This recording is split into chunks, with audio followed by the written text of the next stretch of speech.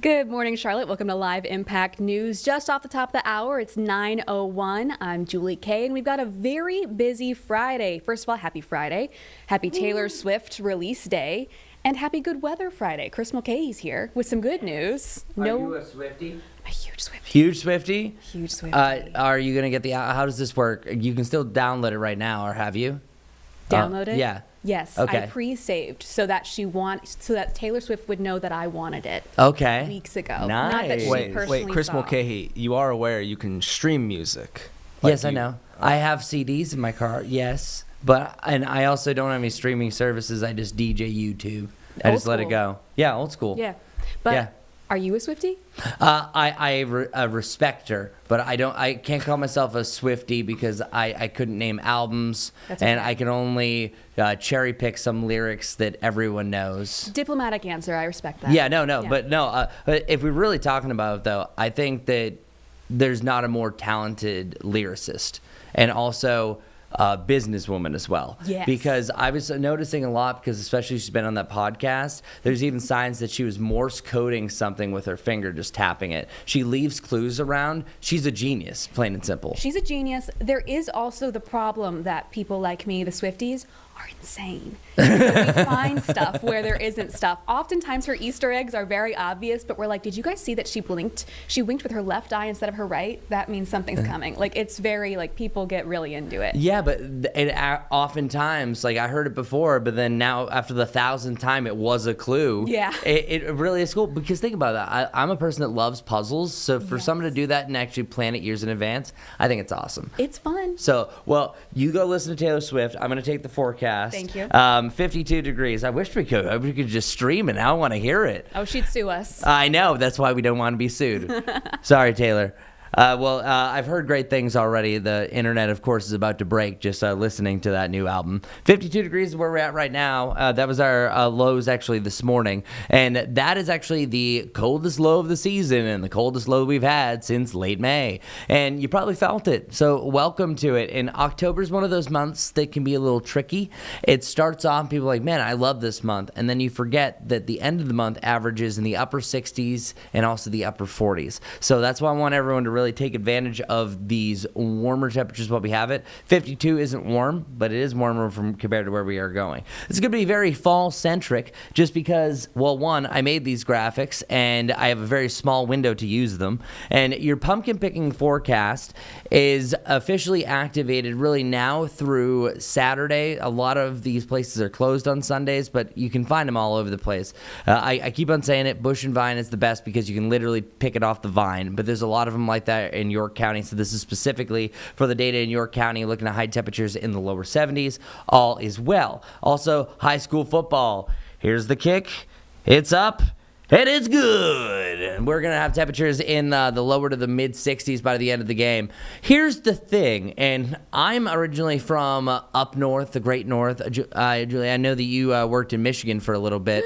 Scary. So my blood has thinned out substantially, because when I first came here, I laughed at people. I was like, haha, this is not cold. I need no jacket. Now I'm like the rest of them. How are you faring? You've been here a year now, right? Yeah, truly. If I went back to Michigan in the winter now, I don't think I'd be able to move any of my limbs. No. I think I would just freeze on the spot. I am so spoiled now. And for those of you who don't know this, that Michigan, or at least I was in Flint, you lived in a better area, no offense to Flintians, that the average high temperature is still colder than our average low temperature during the dead of winter. Put it in perspective, I think we average 29 Yeah, or and so. I was doing morning show and I was a reporter, right. So I was out there. There's a lot of really sad pictures of me in a parka Yeah, out in the and- snow in the dark. And it's authentically sad. So I just wanted to bring that up, that maybe you were from up north and you're like, oh, this isn't that cool for me. Well, I was actually out and about. I was watching a kickball tournament. So shout out to my friends who were selling their crab cakes. Alex's Crab Cakes, and they actually were all wearing sweatpants. And I was like, what are you guys doing? I was like, oh man, I kind of wish I wore sweatpants, because it was chilly enough in the mid-60s. Without sunshine, you kind of underestimate it. Now, it will be a certain point during winter if we have these type of temperatures, like, oh wow, look at this, it's like a summer surge. So it's all about perspective. Also, one thing you can't miss, even if you try, even though we're dealing with more clouds, is that we have a beautiful moon this weekend. This is the first of 3 supermoons. So officially, it's 89% illuminated, rising at 5:14, setting at 4:20, and it's going to be full next October 6th, and that's Monday night, excuse me. And this isn't the brightest, but boy, will you notice it. Did anyone see the moon last night at all? No? Yes, I Yes, you did? It was a nice moon. It was a nice moon? Okay, see? Even Jeb said it's a nice moon. I was holed up in my apartment listening to this album, so. Okay. You know. When did it release? Midnight. Midnight? Yeah. Okay. Oh, so are you tired? I'm energized by the excitement of the album. Oh, yeah, I It know. will push me through. Yep, a new album by Taylor Swift is better than a cappuccino, I hear. But I want to talk a little bit more about the supermoon. Officially, it is going to be full at 11:49 on Monday evening. But truly, it's going to be close enough. It's the waxing crescent, or waxing gibbous, excuse me, that is nearing its full. The way I like to remind people why it's like this, it's wax on, wane off, just like the Karate Kid. So whenever a moon is going on to a full moon, it's waxing. When it's already hit its full moon, it's going off, it's waning. So a little moon remembrance there. Now, huzzah! I've said that each and every day. Since we don't really work together, Julie, have you been to the Renaissance Festival since you've been here? No, but I'm so excited. You're because going? We have some princesses from the Renaissance Festival coming in after you. What? So stay tuned. Woo! I know. Okay, well, first off, Renaissance Festival is so cool. I've brought JT every year of his life. And when you go there, there's not a lot of shade, being honest with you, as you're watching jousting, whatever. There's some trees near the food. But 80 degrees in direct sunshine can still feel more like 90 degrees. That's one fact that I tell everyone because we overlook it. Direct sunshine makes you feel a minimum of 10 degrees warmer. So just keep that in mind, that when you're wearing your regal guard, you might look amazing, but you may get sweaty, just letting you know. But at least we're going to have a decent amount of cloud cover, which can help out. As I mentioned, this is going to be super fall-centric. Your pick a forecast, talking about apple picking.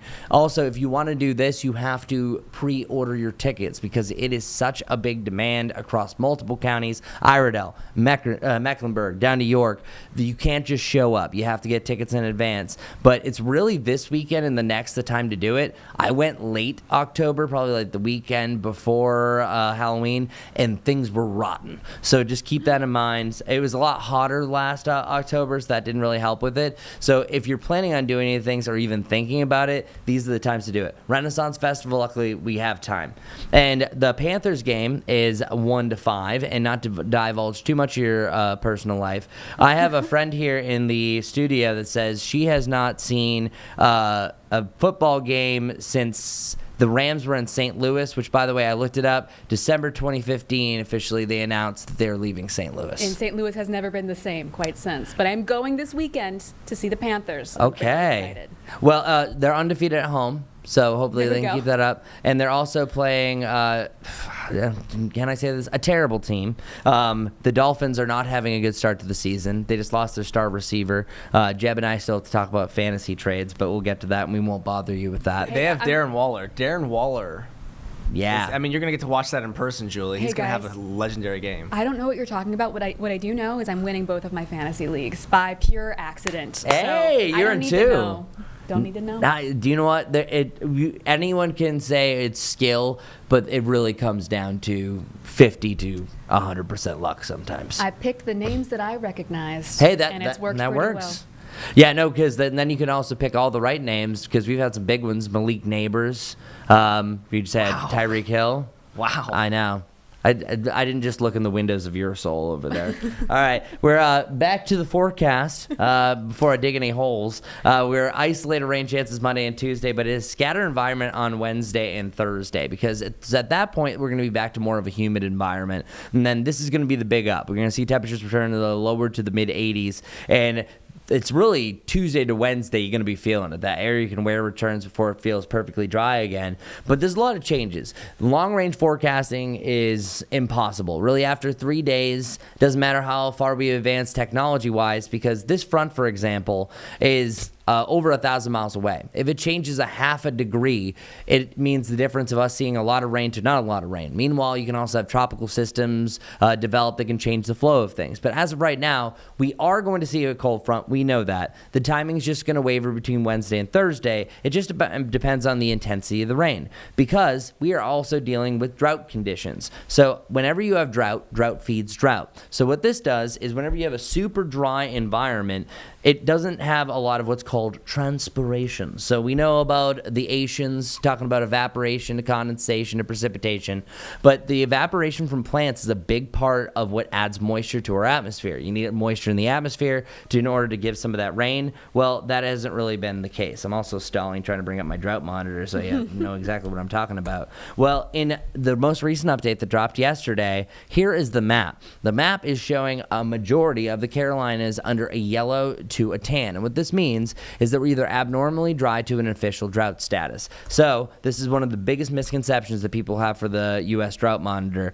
The yellow, the first step, is actually called D0 for a reason, because it's really the precursor, the preliminary to drought. The other one, that tan shading, you see that moderate drought, whenever you hear moderate drought, that's an official drought status. So you can say those counties officially have drought conditions that are causing drought-like problems. Now, still areas in the yellow could have browning lawns, things aren't growing as well. It's still issues, but you start to really have concerns once you get up to that next level. Well, the only thing that improved was North Carolina. The Western Carolinas, a lot of them got dropped off. That's the only green box that you see here. Whenever I make a graphic, I make it simple. It's either going up or down, getting worse or better. Well, pretty much everything got worse, especially South Carolina. Then now we can say over 93% of South Carolina is either under a moderate drought status or is abnormally dry. So we desperately need the rain. It's going to take a lot to do it. I think that cold front is going to do it. It's just going to take a little bit of time. So here is our 7-day forecast, or should I say our Jerry Hunt Supercenter 7-day forecast. 75 with sunshine today. Lower 80s, right around 80 on Saturday and Sunday. And then the top looks to be Tuesday about 84. And I'm going to play, you don't need to be a meteorologist for this. When do you think the cold front rolls through? Look at the 7-day forecast. Look at the temperature difference. Where do you think we have a cold front? Is it maybe Thursday? You nailed it. Wow. Very good. Yeah. So it's Wednesday Wow. heading into Thursday. See, you can fill in for me on Monday. It's a big time cold front. This is a strong one. That's why we're watching this. This is kind of like impact alert status. Not quite weather alert. I'm worried about severe weather. This is, I think you can have some inconvenient weather with this because it could provide some pretty heavy rain or widespread rain. But yeah, you're talking about a swing of 10 to 15 degrees across the area. And that's also going to bring temperatures down even further. That's also going to chill off our lows as well. And our highs are pretty much not going to be the same after this. Some of these big time cold fronts completely shift the flow of the atmosphere, and then you can call it fall, y'all, and that's exactly what you see here. So instead of more of the either side of 80 degrees dance, you're looking at more of the lower 70s, and you have that in the back end. Doesn't mean we're not getting back to the 80s. It's just a gradual decline that we typically see, where I'm physically going to show you, and this is not to make you sad, this is just how seasons work, that we are about to get a whole lot cooler. These are physically all the average highs that we have going forward. Today is the last day that we average 78. By tomorrow, it's 77. So as you're noticing a pattern here, every 3 days, we literally are losing 1 degree off our high. But here's the saddest news. Every day, we lose 2 minutes of daylight. So by the end of October, we have 63 less minutes of between our sunrise and sunset. That's heartbreaking. Yeah, it is pretty heartbreaking. I usually try not to say that because people get mad at me for being the news breaker. But this is the year that October is notorious for the biggest changes. That we actually change our lows by 13 degrees and our highs by 10 degrees. So by the end of the month, we're actually averaging 68 degrees right around Halloween. And look at the downfall through the 60s and the 50s, and then we average 52 by January 1st. The good thing about January, they don't really move too much. And also, if you're coming from Michigan, as we were talking before, 52 as an average high is a joke compared to what some people go to, but it's still getting chillier for me. So I just want to kind of show you generally where things are going, where we are in the short term, that October is a great month, but it's also known for epic changes and epic swings. I'm okay with some fall. I've got I my love fall. pumpkin spice. Oh, I've nice. got my Taylor Swift album. I'm pretty happy with fall. And you're going to a football game? Yeah, you're doing it. Football game. I'm- And maybe I'll go to a pumpkin patch. Who knows, Chris? The world is Ooh. my oyster. After that forecast, I've got so many ideas now. See, I'm telling you though, because like what happens is, it flies by so fast that I think that you should, like, tomorrow if you have time, either Pumpkin Patch is my favorite. Bush and Vine, it's a longer ride out there, but the coolest thing about this place is you can actually go to the farmers market and they have the most delicious strawberry ice cream. I'm just saying, yeah. I'm sold. Okay, Julie's I'm in. sold. I'm I'm not in. trying to sell it to you, and I'm not associated with this. It's just like every single year for the last 7 years I've gone there, and that is the epitome of my fall. So I want to share what my fall highlight is with all of you. So I'll always share my favorites here in the Impact Studio. Well, beautiful weather for a football game, for Pumpkin Patch, also for the Run Fest. So we're going to get to that after a quick break. Huzzah! Huzzah! Thank you, Chris.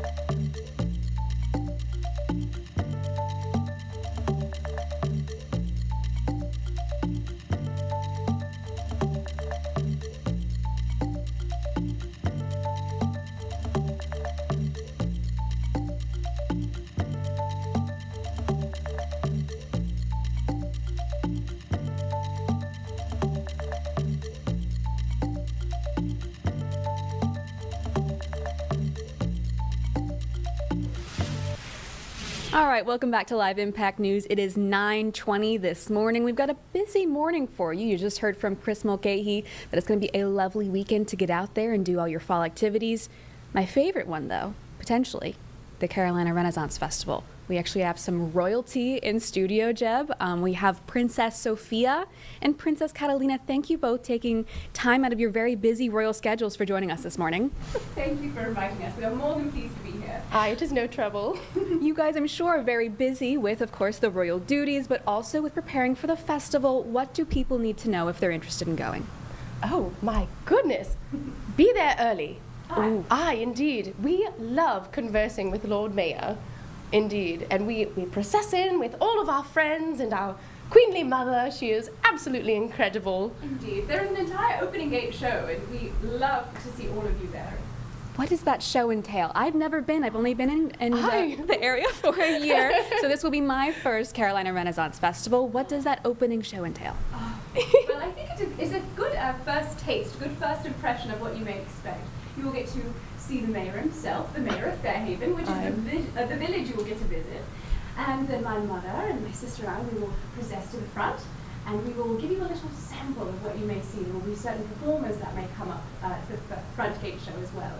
What kind of performers could people look for? I know there's a lot of exciting things happening. We have the Tortuga twins. They are incredible, quite hilarious, a little dirty, so... Indeed. Indeed. Viewer discretion advised. Indeed. You are correct on that. We also have the Renaissance men. They are incredible as well. We've got the Welcome Wagon Singers. They are absolutely magnificent, so talented. There is one more that I am thinking of. Seamus the Insulter. Oh, he is my favorite. He can give the best insults, but also some of the most beautiful and flattering compliments as well. And you can pay him to do this to any person of your choice. Do you know if it's going to be an insult or a compliment beforehand? You get to choose. Yes. Yes. It's not a surprise. It would be quite hilarious if he chose himself. You probably could commission him to choose himself. Be a fun surprise. I know that food is also a big part of the Renaissance Festival. I've only been to one. It's been many years. I remember I had a turkey leg as a child. What can people look forward to in terms of food? Oh, I love the creme brulee. Oh, the creme brulee is most delicious indeed. I like the fudge shop, and I would say that is probably our mother's favorite as well. She loves the English toffee. We have the sweets. We also have, of course, the salty. You know, the turkey leg you mentioned. I am a big enthusiast of our beef jerky. What about you, sister? Pickles. Oh, the pickles are delicious. I love the pickles. I know one of the biggest pieces, though, we've talked food, we've talked performers, is the costumes. I do not have the beautiful royal clothing that you guys are wearing today, but I do have this that I stole from our producer Carlene's desk today. It actually might light up. Let me see if that works. It is magic. I wish mine would. Oh, have you fairies in your crown, darling? She may be a fairy princess after all. And I've been telling you guys this all along. I've been waiting for this moment. In terms of what to wear, I know you guys are obviously royal, so you have all of your stuff already. What should people do if they're wanting to dress up? Anything. Anything. Indeed, you can be anything you wish to be. Whenever you come into our village, we love accepting all sorts of people. You may dress as a fairy or a princess or a pirate or a knight. What things do you think? I love seeing knights. Every time, because Mother performs a knighting ceremony in the day. So those who are dressed as knights and present themselves as knightly, they complete tasks that our court and Mother tells them to, and then they come on stage and they get knighted with a very big sword. So you may officially get knighted if you come visit us during that is time. true. Jeb, you hear that? Okay. Never mind. But maybe me and my crown. So I know that there's maybe some new things this year. For people that are big Carolina Renaissance Festival fans, what can they expect that's new? A little birdie told me maybe some jousting that's new. There are 3 jousts in our day, and the first one and the third one, our mother, she delegates. She speaks with the jousters and with everyone in the field, and she tells us what's going to happen. But this year, my sister and I, we get to delegate the second joust of the day, and we are so utterly excited for it. We are. We have been looking forward to this, and now we can finally share the news with all of you, and we do hope you will attend the second joust of the day, around 2, correct? Aye, indeed, that is true. How do you two prepare to delegate a joust? Like this.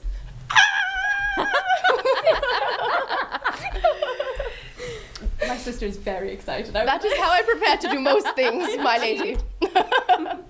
You know, we've always had some of our favourite nights. It does help that last year we got to see the joust and the knights and sort of pick some of our favourites. That is true. So I think this year will be about the same. We'll be cheering on our favourite knights and seeing what they will do for us and who will be our champion. What makes a good jouster? How do people that are jousting prepare? When they are interactive with their audience. Yes. There are two separate sides of the jousting field, and one cheers for one night and one cheers for the other night. As our field crew, they instruct them to cheer for specific nights. And we, up at the top of the parapet, we get to cheer for anyone we would like. So we are watching them interact with all of their fans, the cheering, and they give out their shields, and it is a wonderful sight to see, to watch history happen in front of you. Indeed. That's a lot of power, ladies. That's exciting. Aye. Anything else that people may need to know in terms of obviously the dates, the times? What else do you need to know ahead of time? The dates are this Saturday, tomorrow, October 4th.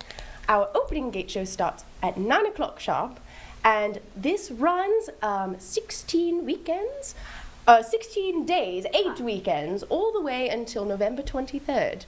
We will be there every day. Every day. Make sure you dress for the occasion, watch the weather, and stay hydrated. Aye. Anything else that you ladies think that everyone needs to know? Any favorite things that you're looking forward to most? I cannot wait to spend time with my family, and I cannot wait to see all of you who will come visit us. We really look forward to this all season long. And while we enjoy being at the Palace, I think my sister and I can agree that one of our favorite places is Fairhaven. It is. Can't wait to see you all. Well, thank you both taking time out of your very busy schedules, very busy preparing to delegate a joust. Thank you for doing this, and thank you for letting me indulge with the crown myself. Of course, Your Highness. Thank you, Princess Sophia and Princess Catalina. We're going to take a quick break while I chat with them some more, because I am so nosy and curious. Stick with us.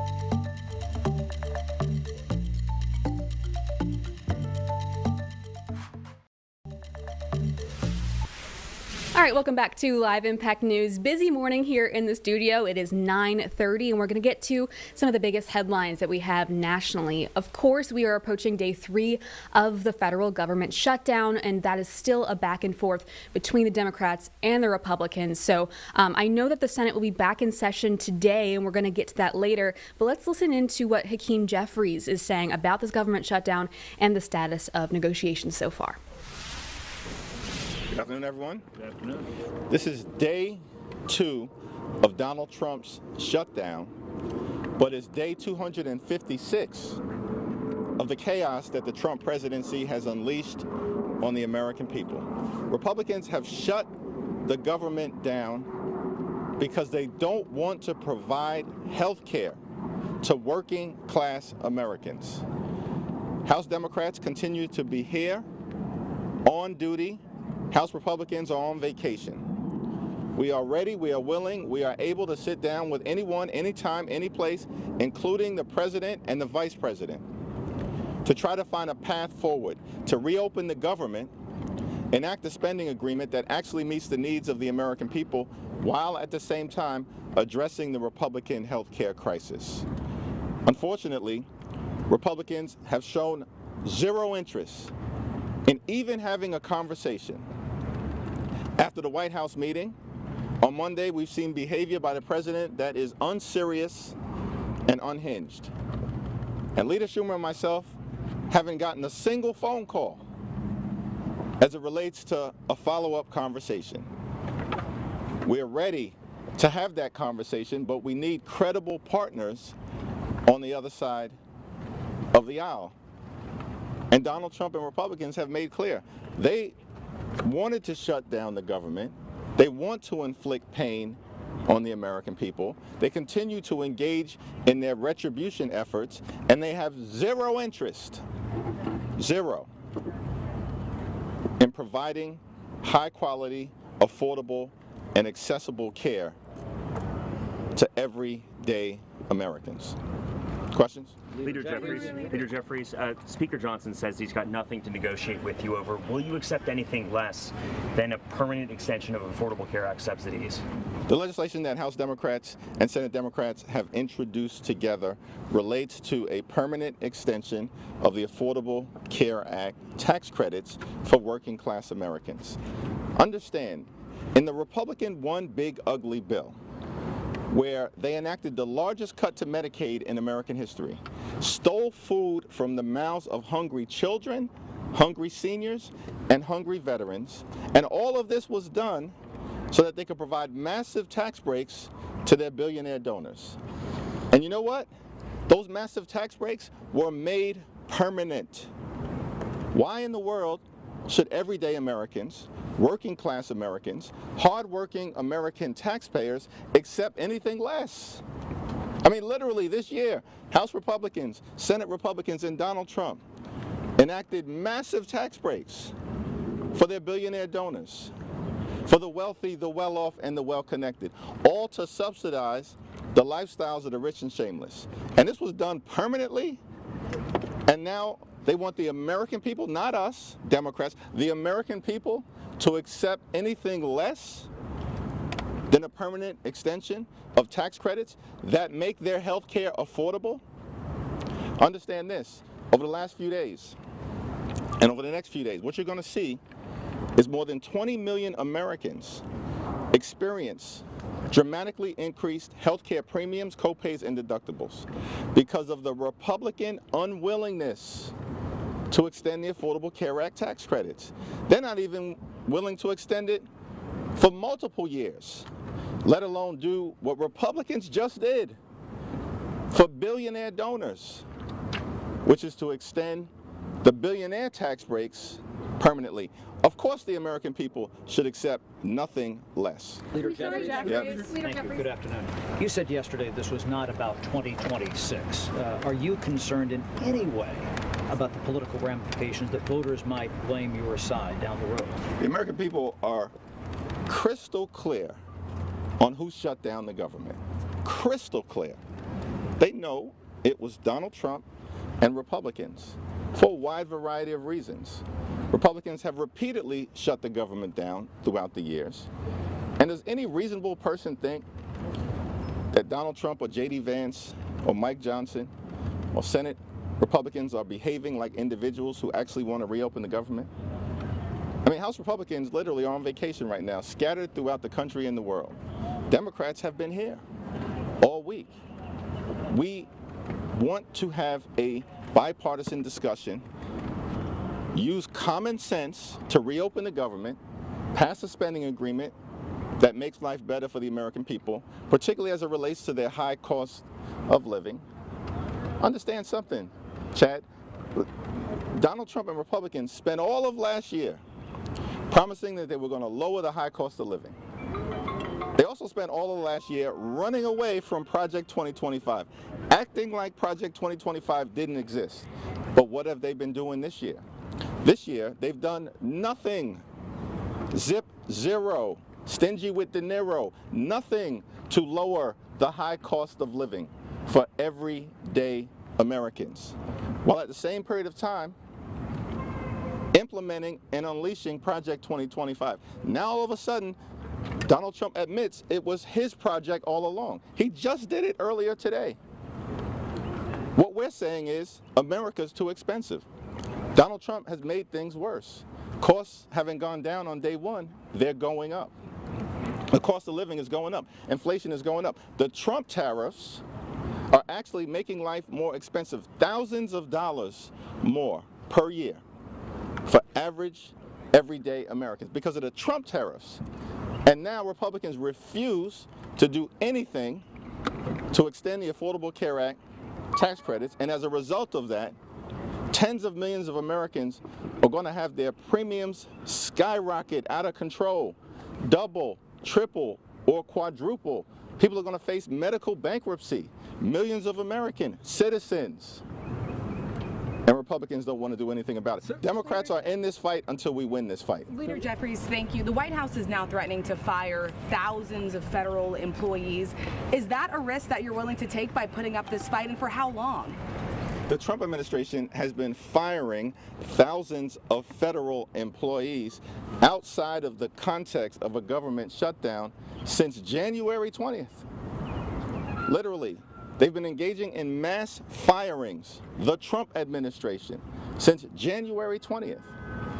And no reasonable person can come to the conclusion that simply because they've now decided to shut the government down, that all of a sudden they're going to take an approach where they're going to fire federal employees, where outside of them shutting the government down, they were not going to fire federal employees.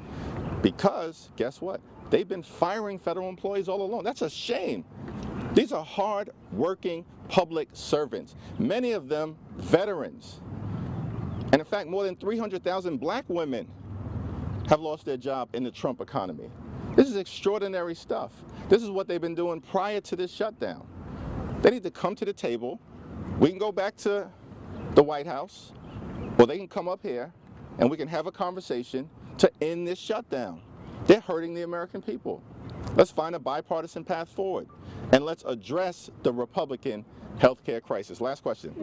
Given that dynamic, and given the way that the president has been tweeting memes about you, has been, in your words and the words of Democrats, already dismantling healthcare, what makes you think that he will negotiate anything? What makes you think that he and Republicans will cave to you? Public sentiment. At the end of the day, the public knows that Donald Trump and Republicans have shut the federal government down, and that they're continuing to engage in the chaos and the cruelty and the corruption that we've seen from this administration from day one of the presidency. Again, this is the first week of their shutdown, but we've had months of chaos and cruelty unleashed on the American people. And the American people are paying close attention. And they know that it was Donald Trump and Republicans who have shut the government down. They also know that House Democrats are fighting and Senate Democrats are fighting to protect the health care of the American people, because the Republican health care crisis has been devastating to people all across the country, devastating to working class Americans, devastating to rural America, to urban America, to the heartland of America, to small town America, and to black and brown communities all across America. We've never seen anything like this in terms of the pain that has been inflicted on the American people by Republicans. House Democrats are simply making the case that we need to cancel the cuts, lower the costs, and save health care. Thank you all. Leader Jeffries, can you address the $20 billion and $27 billion Republicans say? All right, you were just listening into Hakeem Jeffries speaking yesterday on the current state of negotiations over the government shutdown. Now, the Senate is supposed to be back in session later today, and hopefully we'll get some more information on moving forward in either direction then. But we are also going to take a look at some breaking news out of California. This is an active fire scene. You're taking a live look there at the El Segundo an oil refinery there. That is, for people who aren't familiar with California, that is about southwest of Los Angeles near the airport. So this is a highly populated area. No injuries have been reported thus far as a result of this incident, according to Chevron, which runs the facility. All refinery personnel and contractors have been accounted for, they say. This broke out last night. One of the largest facilities on the West Coast there. I mean, you can just see the flames actively going. And because, of course, it's an oil refinery, this could be going on for quite a while now. Of course, multiple crews on the scene there. You can see that huge stream of water, but that fire really just continues to burn. We don't know yet what caused the fire. Of course, they're going to continue investigating, and that investigation will probably be much safer once that fire is out. So it's going to take a while, I think, to get that information. But in terms of the area, no evacuation orders have been put in place for people. Like I said, heavily populated area, but they do believe it's going to be confined to the oil refinery. We're going to take a quick break, and we're going to continue to get back to this fire as it progresses throughout the day when we get some more information. But again, good news, no injuries reported, and crews are continuing to be on that scene. We'll be right back.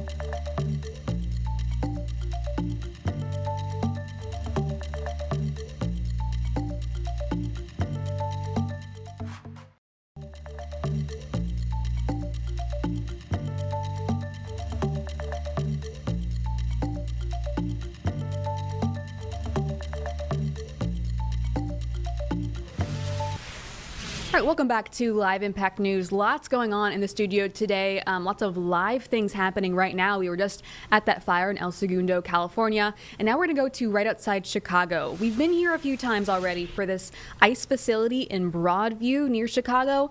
You can see quite an active scene right now. This is now one of multiple protests that have happened over the last few weeks at this facility. People protesting the treatment of detainees in this facility and also protesting the larger immigration crackdown. Chicago has been one of the cities that President Donald Trump has identified as needing that crackdown that has started a few weeks ago and led to more than 900 arrests since early September. And we've seen quite a few heated protests now. You can see some of those signs. No good can come from men with guns. Close Broadview. I know that they were chanting at the officers earlier. So not just heavy protest presence, but heavy police presence. These don't all look like federal agents. Some of these, I think, are just police officers.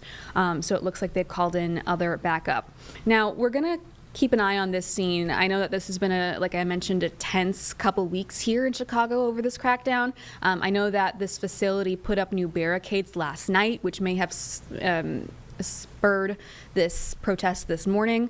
So we're going to keep an eye on it and continue to follow this. But a sign of a larger federal crackdown coming on. from the Trump administration. There's multiple things happening at the federal level right now. Of course, the government shutdown at the same time. I actually got a chance to speak with Congressman Tim Moore from our area just a couple days ago about the status of those negotiations. Now, Senate is supposed to be back in session today. As of right now, no negotiations have really seemed to made much progress, but I talked to him about the impact on North Carolina, his view of this. Of course, he's a Republican, and so he thinks the Democrats are the ones causing this to be held up. But let's take a listen in and see what he had to say. So I know you were just looking at the latest. If you wouldn't mind just running us through, where are we at right now? It's 2:23 in the afternoon. What's the latest information? So, of course, 2 weeks ago, the House passed a continuing resolution that would keep the government open through the end of November. That bill has been sent to the Senate, but unfortunately, Senate Democrats, none of the Senate Democrats, at least last I heard, were willing to vote for the continuing resolution. Now, the reason that's important, although Republicans have a majority in the Senate, they don't have the 60-vote threshold that's needed to get past the filibuster rule. So the only way that the CR is going to pass in the law is if there's a bipartisan vote with Democrats in the Senate. And I think it's important that folks understand what we passed was what's called a clean continuing resolution, or a clean CR. And what that means is there's no policy changes, there's no cuts, there's no increases. It basically just keeps everything even with what was there, and it doesn't hurt or help. It just basically keeps the government open to allow us to work through the budget process. The House has passed a number of the budget areas already. I think there's a total of 12 that have to be passed. I want to say we've passed 7 of those already. I could be off on my numbers, but the point simply being that we need to finish getting all of that done to get a comprehensive budget that moves the country forward. And as I said, I'm just really disappointed that that the Democrats are making this a partisan issue and are willing to shut down the federal government. As you may know, I filed a bill this week that would actually mandate that disaster relief continue even if there is a shutdown. Now, where I'm talking to you today. I'm in Rutherford County right now. I was just a little bit ago up in Lake Lure and up in Chimney Rock, and I was actually in some other areas up in Henderson County, checking to see how things are coming along in terms of debris removal and work. And I was glad to see that work has not stopped right now. And so I was there. I wanted to see, and I'm told that the work should continue unless this turns into some really protracted shutdown. So I think it's very important if this get resolved as soon as possible. And I'm glad you brought up Halloween recovery. That's been a huge point, especially the 1-year mark was just this weekend. Is there a threshold that you've heard that, if this continues for so many weeks or onwards, that's when they'd have to revisit stopping? I'm told that if it gets to close to 30 days, that's when it could be a problem. So if this thing can get resolved in under 30 days, we should not see, as I'm told, any issues. But I don't want to take the chance of that, right? I don't want to take the chance if we find ourselves, unfortunately, back here, in a few months or something. I want to make sure that disaster relief, that all this work continues on without interruption. I want to talk healthcare too. I saw that you posted something about how a pause like this impacts rural hospitals in particular. But I know the Democrats the North Carolina Democrats just held a press conference a couple hours ago talking about the impacts that they say they would see if this continuing resolution were to go through. I know you said that this doesn't have any changes, but they were mentioning the subsidy that was at one point temporary for the Affordable Care Act. So what is your take on the Democrats saying that this continuing resolution would impact healthcare costs, and what is your take on not passing it also impacting healthcare costs? So the ACA subsidies are only an issue at the end of the year. There's no reason to have to deal with this right now. The ACA subsidies continue through the end of the calendar year. But here's where the Democrats really are on this. What they're asking for, and this is it, don't believe me, look at their document they filed. They're wanting to roll back provisions of the Big Beautiful Bill that said no health care for illegal aliens. And I believe as recently as last night, Maxine Waters from California went on record saying, of course, they want free health care for illegal aliens. So it's there. And so what's really sad on the health care side is that Democrats are choosing to shut this federal government down because they want free health care for illegal aliens. Every American ought to be outraged by that. And then what in the bill for you says, this is positive for healthcare in North Carolina specifically? Sure. What I would look at are the steps that we took in the One Big Beautiful Bill to shore up Medicaid. We knew that there was a lot of abuse. We knew that there were folks that are receiving those benefits who are not disabled, who don't have a dependent child that they're having to take care of, who are simply able-bodied folks. And here's what's happening. When you have people who are getting the services who should not be getting them, then the people who really need it, the people who are, who are having health issues, who can't work, who have a child they're taking care of, they're denied the ability to get the health care that they need. And what I would like to see is us to shore up the Medicaid and the health care system so that it's not subpar health care, so that it's the best that we can provide for these populations that need it. And one of the key ways is making sure that if somebody is able-bodied, young folks who can be working and have no reason why they would need this, that those folks aren't on this and that they're actually working in a job and getting health care that way. I know everyone's biggest question right now is how long do we think this is going to last? Of course, everyone's saying we don't know. I'm curious if you've had conversations across the aisle with Democrats, either North Carolina or just in general, and do you have an update on your end for how conversations are going right now? The real answer is no one knows, right? I was just on a conference call with the Speaker of the House and members of our conference, and no one knows because at the end of the day, it is Senate Democrats that are in control of whether this happens or not. Senate Republicans are all in agreement that they're going to vote for it. My understanding is that there are a couple of Senate Democrats who said they would vote for it, but it hasn't gotten to the level of the 60 votes right now. The House did its job. Like I say, we passed it 2 weeks ago.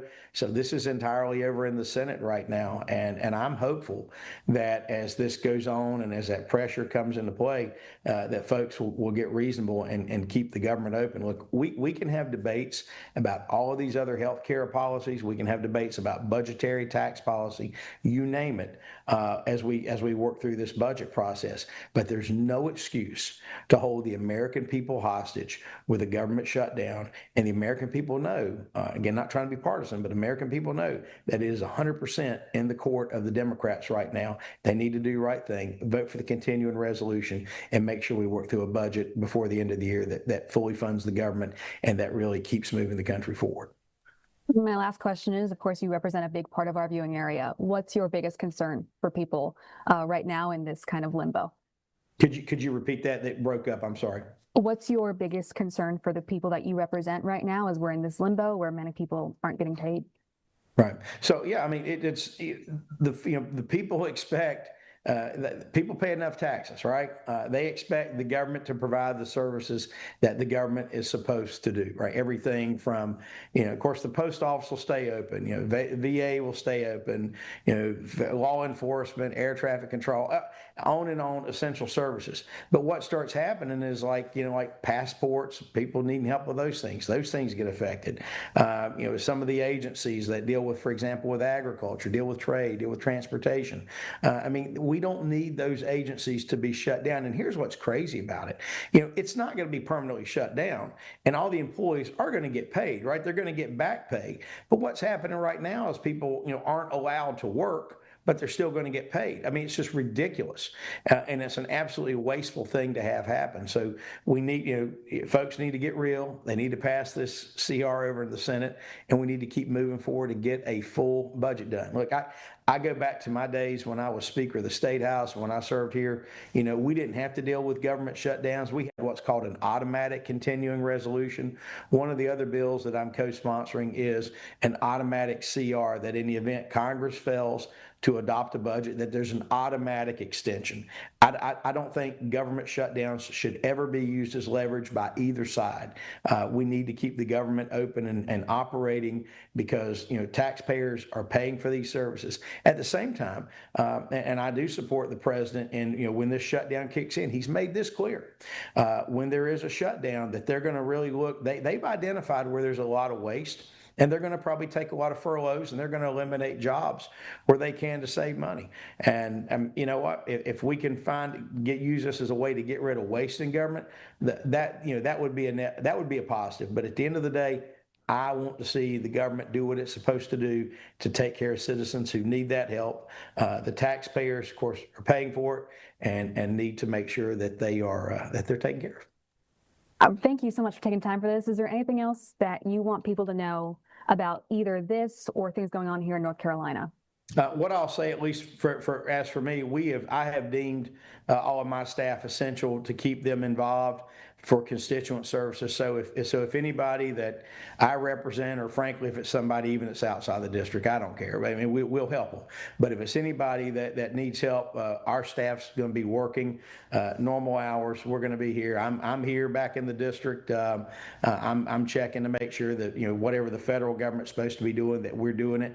And if I find areas where agencies aren't stepping in doing it, we're going to have our staff try to step in the gap where they can and provide those services. Is there anything, I know this is totally separate and I didn't warn you about this ahead of time, but the judiciary hearing here in Charlotte, I know you filed some legislation. Is there anything that you want to say about that, since that's in our district here? Yeah. So the judiciary field hearing was really, to me, was very informative. Very powerful testimony from those witnesses. We heard from, folks who lost family members to murders. Of course, Officer Campbell, who, lost his foot in the line of duty. I mean, it's just heartbreaking stories. I can't recall a hearing that I've been in that was just as gut-wrenching, frankly, as a lot of this. And to me, it makes the point, or it drove the point home that needs to be shared more time and time again, that these aren't just statistics, that these aren't just general academic debates, that failures when it comes to making sure that dangerous criminals are off the streets lead to injury, lead to death of real people. And there were clearly some failures. Now, there were absolutely some failures. And I, in my old role, we were dealing with, we passed legislation at the state house, 2 and 3 years ago that cracked down on, repeat offenders, dealing with bail policies.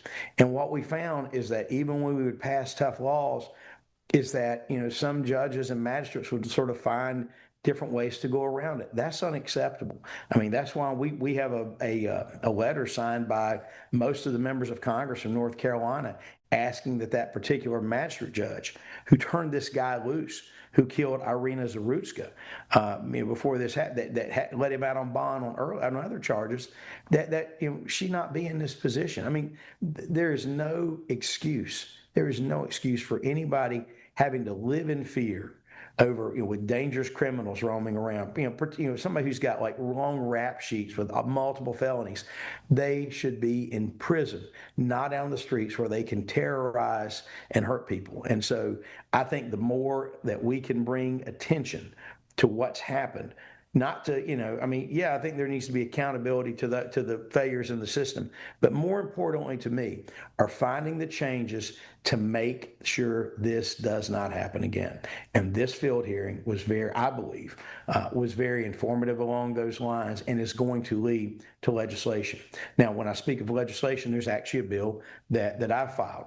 And that bill would, in I guess what I would call it, outrageous instances where a judicial official, a magistrate or judge, have granted bond to someone who then goes out and injures or murders someone, to look at civil liability. Now, it's not just a negligence standard. It would be like gross negligence or just really almost intentional willful misconduct, just the kind of thing that the average person looks at and just says, this was outrageous. This makes no sense.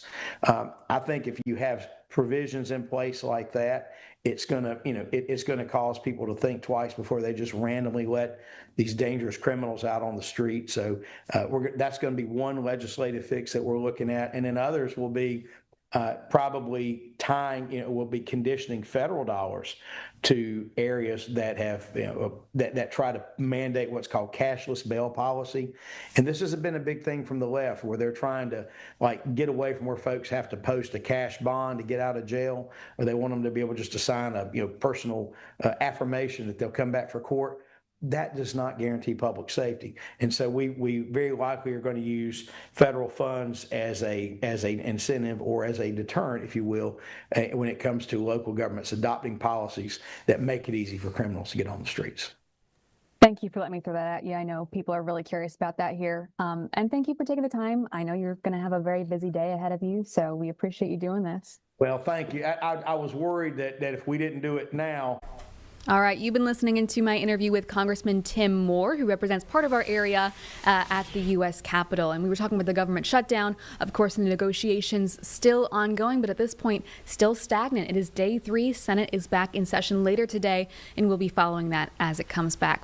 We're going to take another quick break, but some more national and local headlines coming back up after this.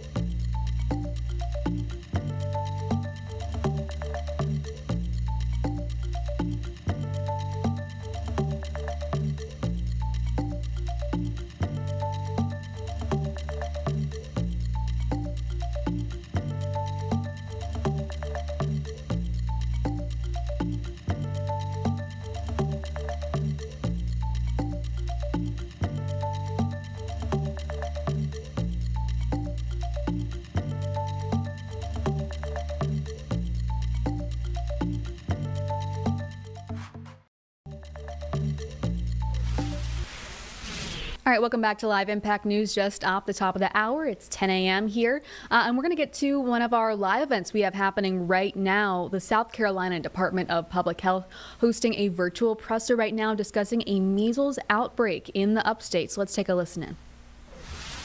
Lifelong immunity. And with the recommended 2-dose schedule, that brings the protection for lifelong immunity up to about 97%. We want people to know that the MMR vaccine is available in doctors' offices and clinics and pharmacies, and also at our DPH public health departments. And many children may receive the vaccine at no cost. So we encourage everyone to review their immunization records with their healthcare providers. Please make sure that they're up to date on the recommended MMR vaccine and also all other recommended vaccinations. We want people to know that there are certain groups of people who cannot be vaccinated because they may have underlying health conditions or they're too young. So, for example, pregnant women, people who have a weakened immune system should not receive the MMR vaccine. So getting our coverage rate up in the state also protects those who cannot be vaccinated. And we are at this time just encouraging everyone to speak with their healthcare provider to evaluate their risks and benefits of the vaccine. So I want to thank everyone for joining to hear this information, helping us to get the word out. And at this time, I can take any questions. All right, I appreciate see some of you already know the protocol, but if you do have a question, go ahead and raise your virtual hand.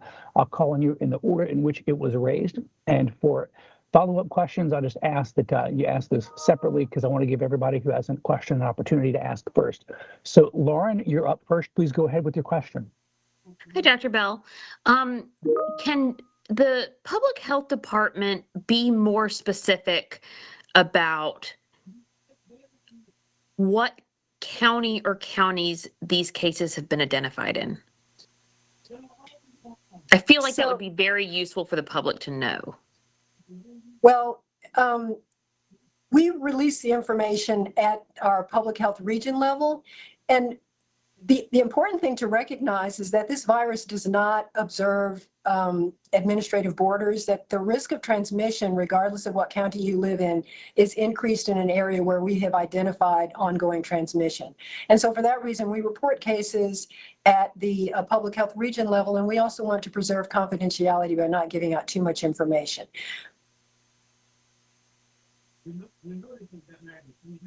All right, thank you. Next question, Christina, please go ahead. Good morning. Who would you consider to be in a high risk category for complications of the disease? Yes, well, actually anyone can experience complications from the disease, but we do know that young children are at higher risk from complications, as are people who have a weakened immune system. Pregnant women can do poorly with complications of pregnancy, early delivery, and the risk of complications for the woman herself. We know that pneumonia is a serious complication. That's the leading cause of death in young children. And other complications for people to be aware of are inflammation of the brain or an encephalitis. And there can be long-term complications, a weakening of the immune system. And so we want particularly those who are at increased risk to know about this, but we also want everyone in the population to know that anyone can experience complications unpredictably, and that's the reason why we encourage everyone to get protected from unexpected exposure and unexpected complications. Thank you for that question. I want to jump to the chat real quick. I see Jeffrey Collins has a question. He asks, excuse me, what's the current measles vaccination rate in South Carolina, and where does it need to be to feel confident about overall immunity? Well, our vaccination rate varies, but I would say on average it is around the 90% coverage level. And because the measles virus is so highly transmissible, when the vaccination coverage level falls below about 95% in a population, the virus easily finds any susceptible people, any non-immune person in the population. And in fact, in populations with low vaccination coverage, one infected person with measles can spread the virus to a range of 8 to 20 other people. That's what we call the reproductive rate. And so the concern with what we're currently seeing with this sharp uptick in cases is that in a population with low vaccination coverage, each one of those cases could spread it to as many as 20 other people.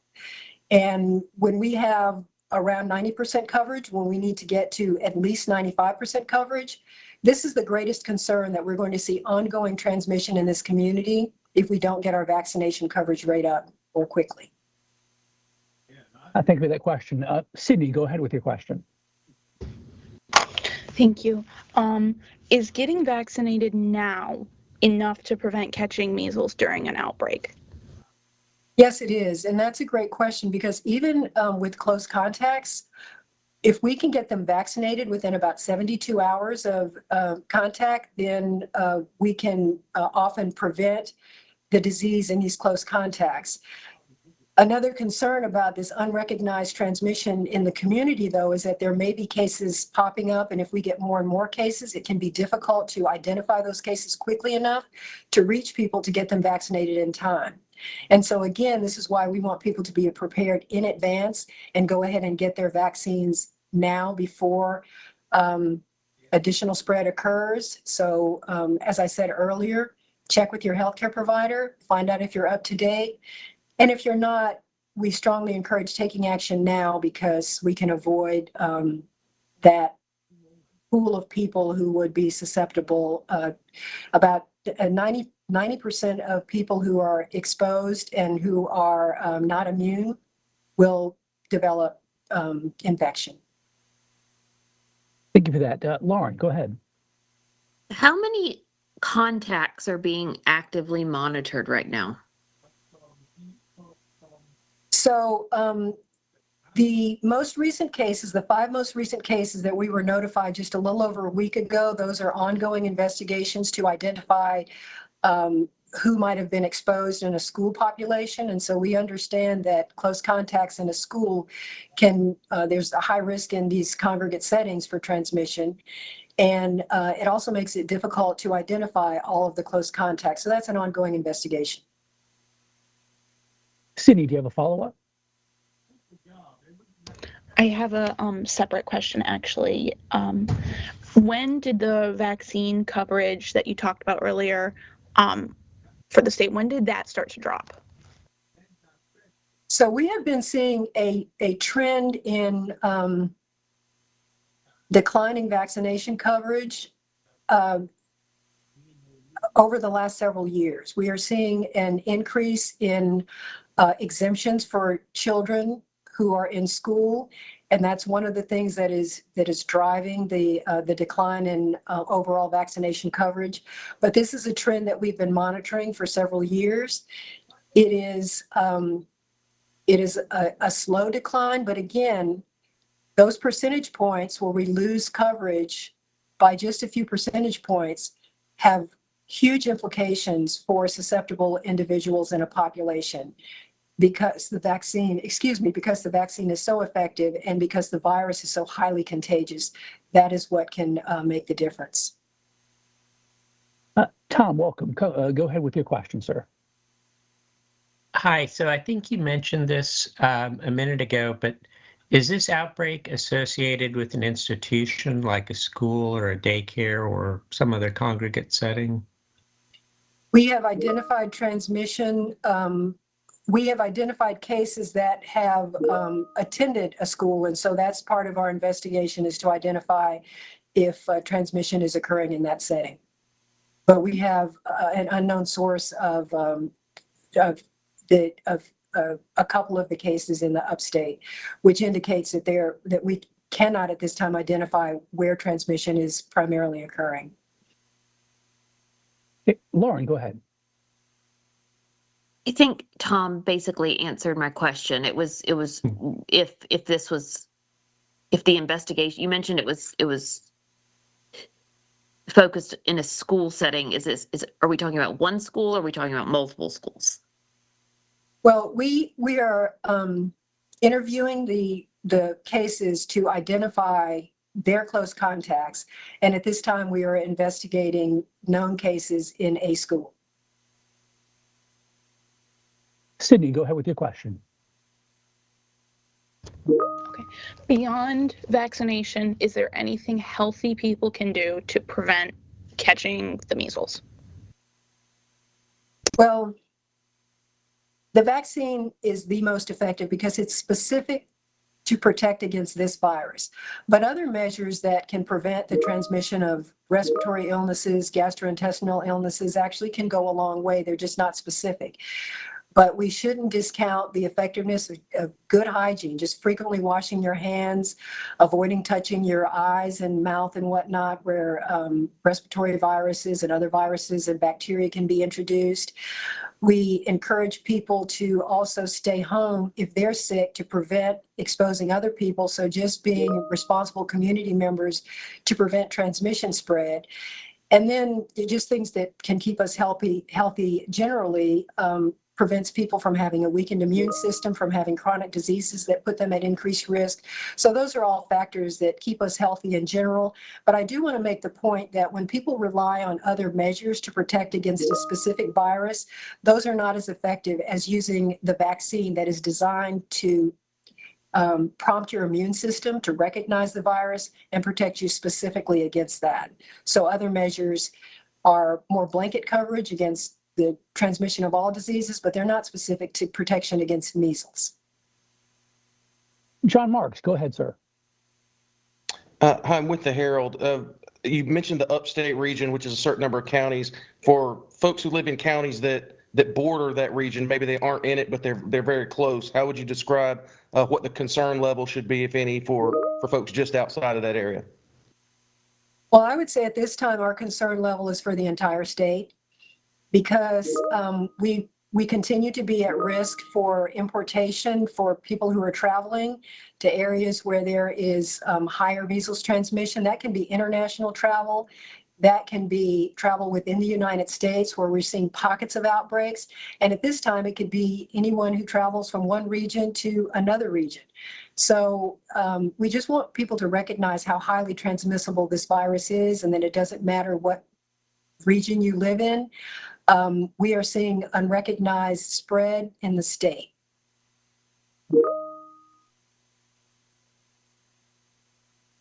Thank you for that question. Lauren, go ahead. Are parents or guardians receiving who have children enrolled in this school, are they receiving any sort of communication from the public health department, from the school system about what's unfolding? Yes, we make notifications to the school. If we have a child in a school who has a certain infectious diseases, including measles, we make the school population aware that a case has been identified. And then we also attempt to, as I said, through working with the cases and interviewing and investigating the cases, trying to get a better handle on who the close contacts might be so that we can communicate with them more specifically about measures that they should take, symptoms that they should look for, how to report illnesses to their healthcare provider.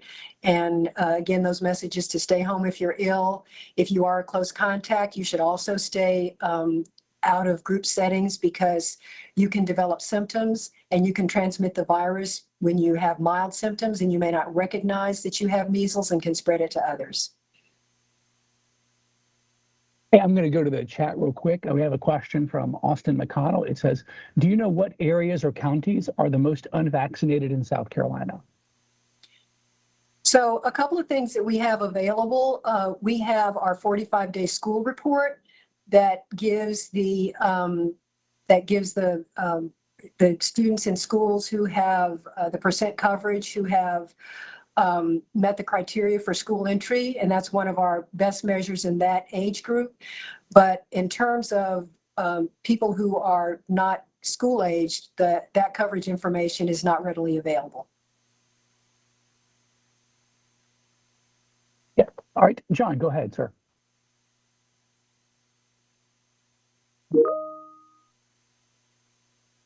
John, do you still have a question?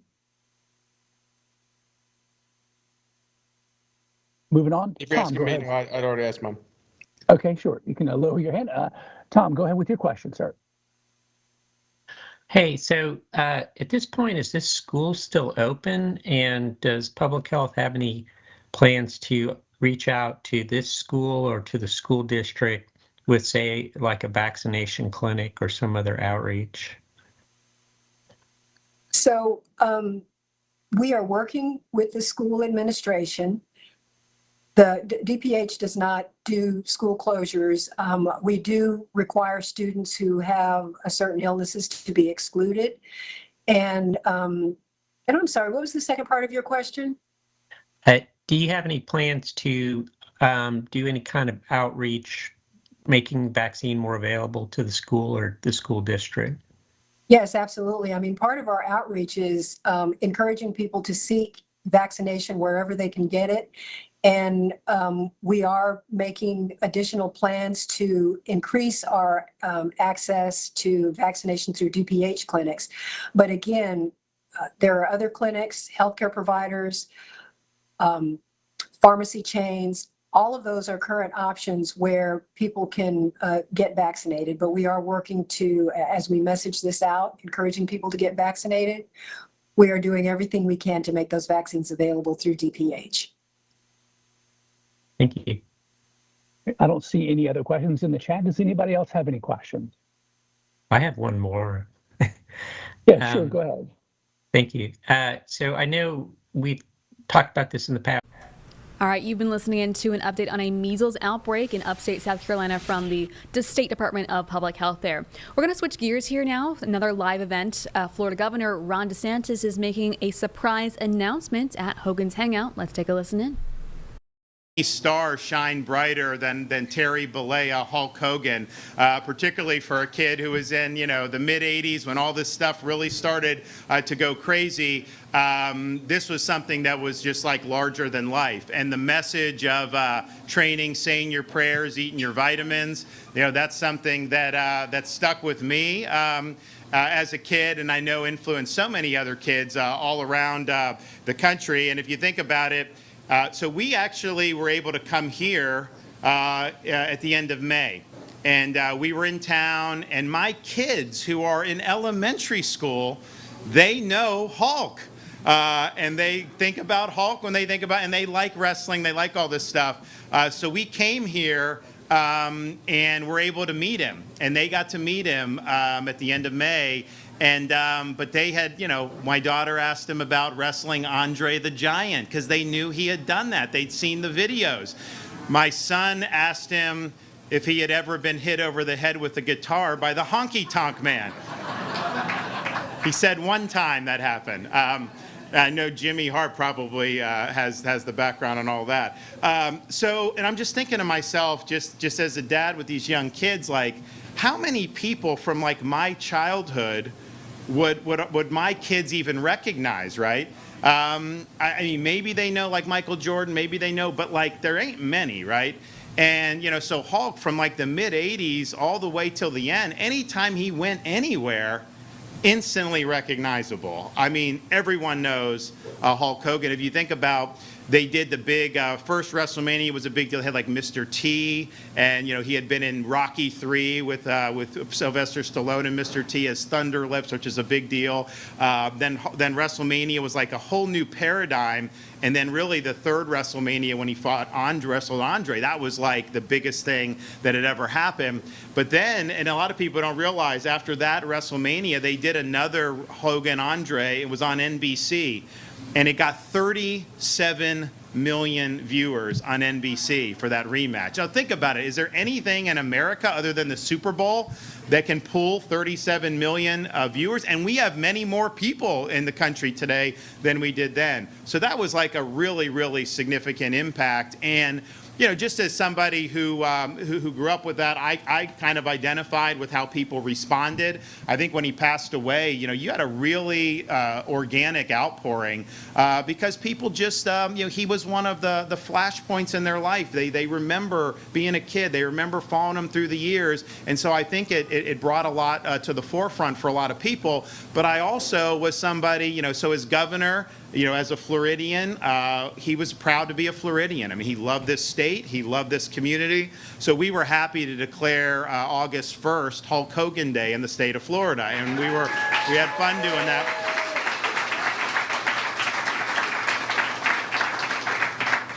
And it's great, and we were happy to do it. But we also wanted to think about, okay, is there anything else we can do that's more lasting than that, especially in this community, here in the Tampa Bay area and Pinellas County? I mean, I grew up in Pinellas County, and so we knew he was somebody that was linked to the area, had deep roots in Tampa, obviously lived out here, whether Bel Air or Clearwater Beach, for so many years. So we wanted to see, is there something we can do, that would be meaningful and that would really, I think, be a fitting tribute. So, sometimes you can name, we'll name this walkway or this street or something, and we thought about doing that, but we also said, what would be the most fitting with Hulk's persona of training, saying your prayers, eating your vitamins, and so we thought about this Clearwater portion of the Clearwater Trail that we could dedicate in Hulk's memory. And so I'm proud to announce today that we are officially establishing the Hulk Hogan Trail on a 2-mile portion of the Clearwater Trail between Oak Avenue and Coronado Drive. And so I think it's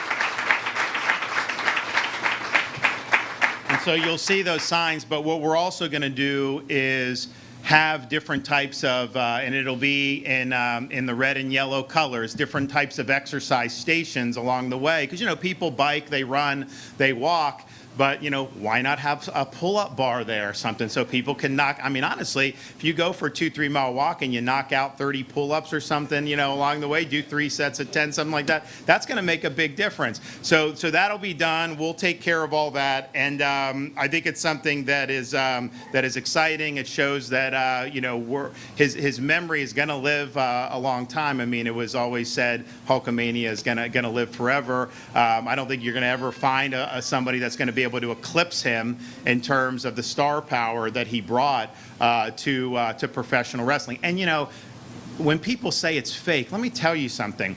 It isn't fake when you get thrown out of the ring and you land on a concrete floor. It's not fake when you get body slammed by Andre the Giant and when you're wrestling like almost every day going over and over again. That's a massive wear and tear on your body, especially in those days, because they were doing so many of these shows that were never on TV. I mean, you'd have some TV, but most of the stuff they were doing, it was to pack people into to these arenas, and you know, 99% of the people there were there to see Hulk Hogan. So this is something that you know, he did this for a long time. It is not easy. Don't let anyone tell you that it's easy. I've been able to go to the WWE Performance Center, watch how those guys train and doing all that stuff, and it's very, very impressive. So we're excited about this. We think it's fitting. You know, we do have some other folks. We're going to hear from Nick, and then also Jimmy Mouth of the South Heart. So first, Nick Hogan, Hulk's son, is going to come up and say a few things. So come on up.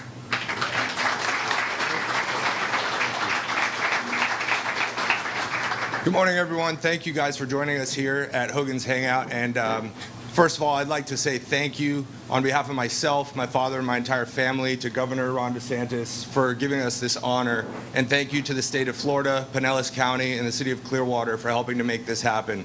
This is something that my dad would be so, so proud of, because Clearwater was always home for him. No matter how far he traveled around the world or where his career took him, he always was grounded here, and he loved this community and he loved the people here. So to know that a piece of the Clearwater Trail has been dedicated in his honor is something that he would be so, so, so proud of and so happy about. So thank you, Governor Ron DeSantis, for that, and thank you to everybody that's involved in making that happen. I would also like to say that the spirit of this trail, being, like he said, the training, saying your prayers, eating your vitamins, that was the motto my dad lived by. And he loved to inspire people to be the best version of themselves. So this trail isn't just a dedication. This is a living legacy on behalf of my father that can carry that spirit forward for everybody that's outdoors, exercising, trying to become the best version of themselves in his name. So that is amazing, and we are unbelievably proud of that. I'd also like to recognize Governor Ron DeSantis for his leadership and everything he's done for the people of Florida and the state of Florida, because myself, my father, our entire family are huge supporters of Governor DeSantis and his vision that he has for Florida. So thank you, Governor Ron DeSantis. We are really proud of this, and I'm excited to go get a workout in. So what you gonna do when you train on the Hulk Hogan Trail? All right. All right, I think we've got.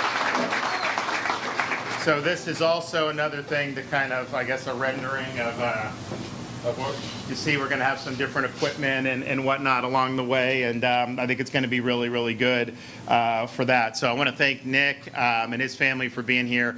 We also have another wrestling legend here today, Jimmy Mouth of the South Heart, and anybody that's ever watched wrestling knows about Jimmy Hart. he was with Hulk from the very beginning, back in like the 70s when they were doing stuff in Memphis, and then obviously both ended up in the then WWF together.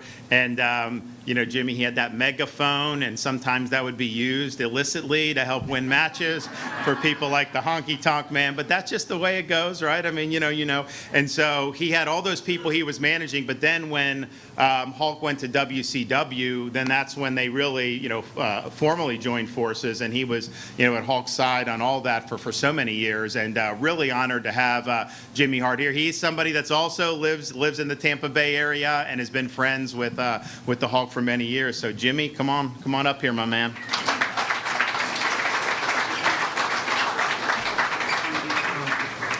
First of all, thank you so much. Hulk will be happy, Nick. Another sellout. Another sellout. Standing room only, a line out front. I got to tell you, every now and then, Huck and I would talk politics. And I got to tell you, Governor, you were his favorite. He said, I love the governor, man.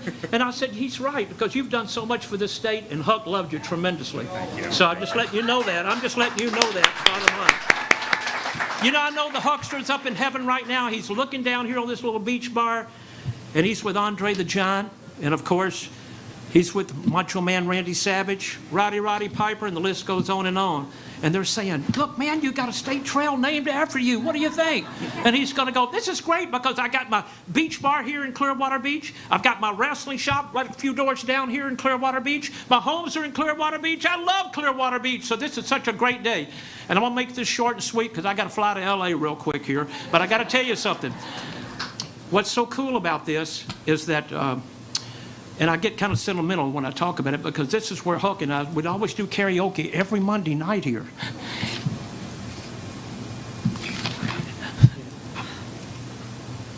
I'm sorry. And we'd always sit here, do karaoke. And the last thing he said to me, he said, Jimmy Hart, I want you to go up and do your song, Keep on Dancing for me, which I really hated doing. I was telling my age now. I was part of a group in the 60s called the Gentrys. We had a million seller called Keep on Dancing. And so we did it, and I did it for him, and I'm glad I did. And I won the championship belt here for doing that, for karaoke. But I just want to thank TKO, the WWE, and of course you, Governor. Thank you for everything y'all have done for him, and all the millions and millions of Hulkamaniacs around the world. Thank you so much. Thank you. And if Huck was here, I know what he would say. Jimmy Hart, buy everybody here a real American beer. Thank y'all. We love you. Thank you. You want to do a quick picture with? All right, Sky, you want to? Yes.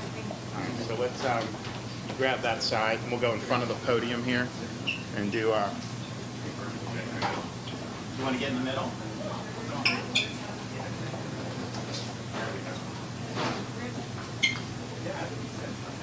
There you go, guys. Coming to it. All right, you have been listening in to a press conference with Florida Governor Ron DeSantis at Hogan's Hangout about a new trail that will be named after Hulk Hogan to honor him. So we're going to take another quick break, but we've got a lot of local and national headlines to get to, so make sure you stick with us. We'll be back in about 2 minutes.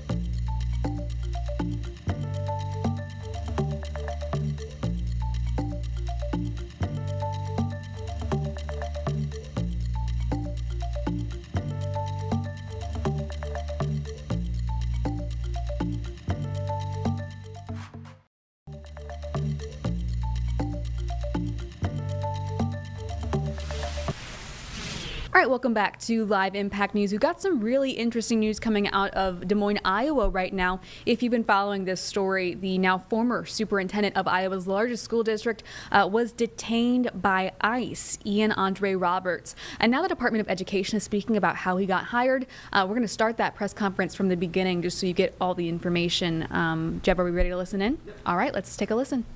Des Moines School Board hired JG Consulting to conduct the superintendent search.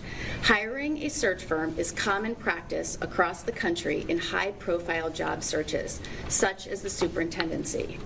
Today, the board chair directed counsel to take legal action against JG Consulting, which led the 2023 search and the hiring of Ian Roberts. The firm failed its duty to properly vet candidates. Ian Roberts should have never been presented as a finalist. And if we knew what we knew now, he would never have been hired. JG Consulting was responsible for advertising, recruitment, application and resume review, public domain search, complete reference checks, and presentation of qualified candidates. It also said it would conduct comprehensive reference calls on each applicant to include the verification of all related employment experiences. JG Consulting stated it would work with a third party to complete a comprehensive criminal, credit, and background check. The contract required JG Consulting to bring all known information of a positive or negative nature to the board. Because that did not occur, we are pursuing legal action as allowed by law. This is about accountability. Taxpayer dollars were used, and we are seeking accountability. Our district now moves forward, focused on what matters most, our students. It has been 7 days since our district started learning troubling information about someone we trusted. Each day we have learned more, and it has been difficult for all of us who care about the Des Moines Public School District. How we show up for each other defines us as leaders, staff, students, and community members. Sadly, some have used this situation to advance hateful comments. We will not be deterred or distracted by that. We are using this as a moment to come together and build a stronger future. Finally, the successes our district has celebrated in recent weeks are no less today than they were a week ago. They are still cause for celebration, from nationally recognized educators to double-digit gains in science to achievements in athletics and the arts. Every day, our students' talents and dedication shine. As a school board, we stand firm in our resolve to continue leading the district forward with interim superintendent Matt Smith. With our exceptional staff, we remain steadfast in reimagining education, prioritizing strong preschool starts, higher reading scores, and clear career pathways. That was our work before, and it remains our work now. Thank you.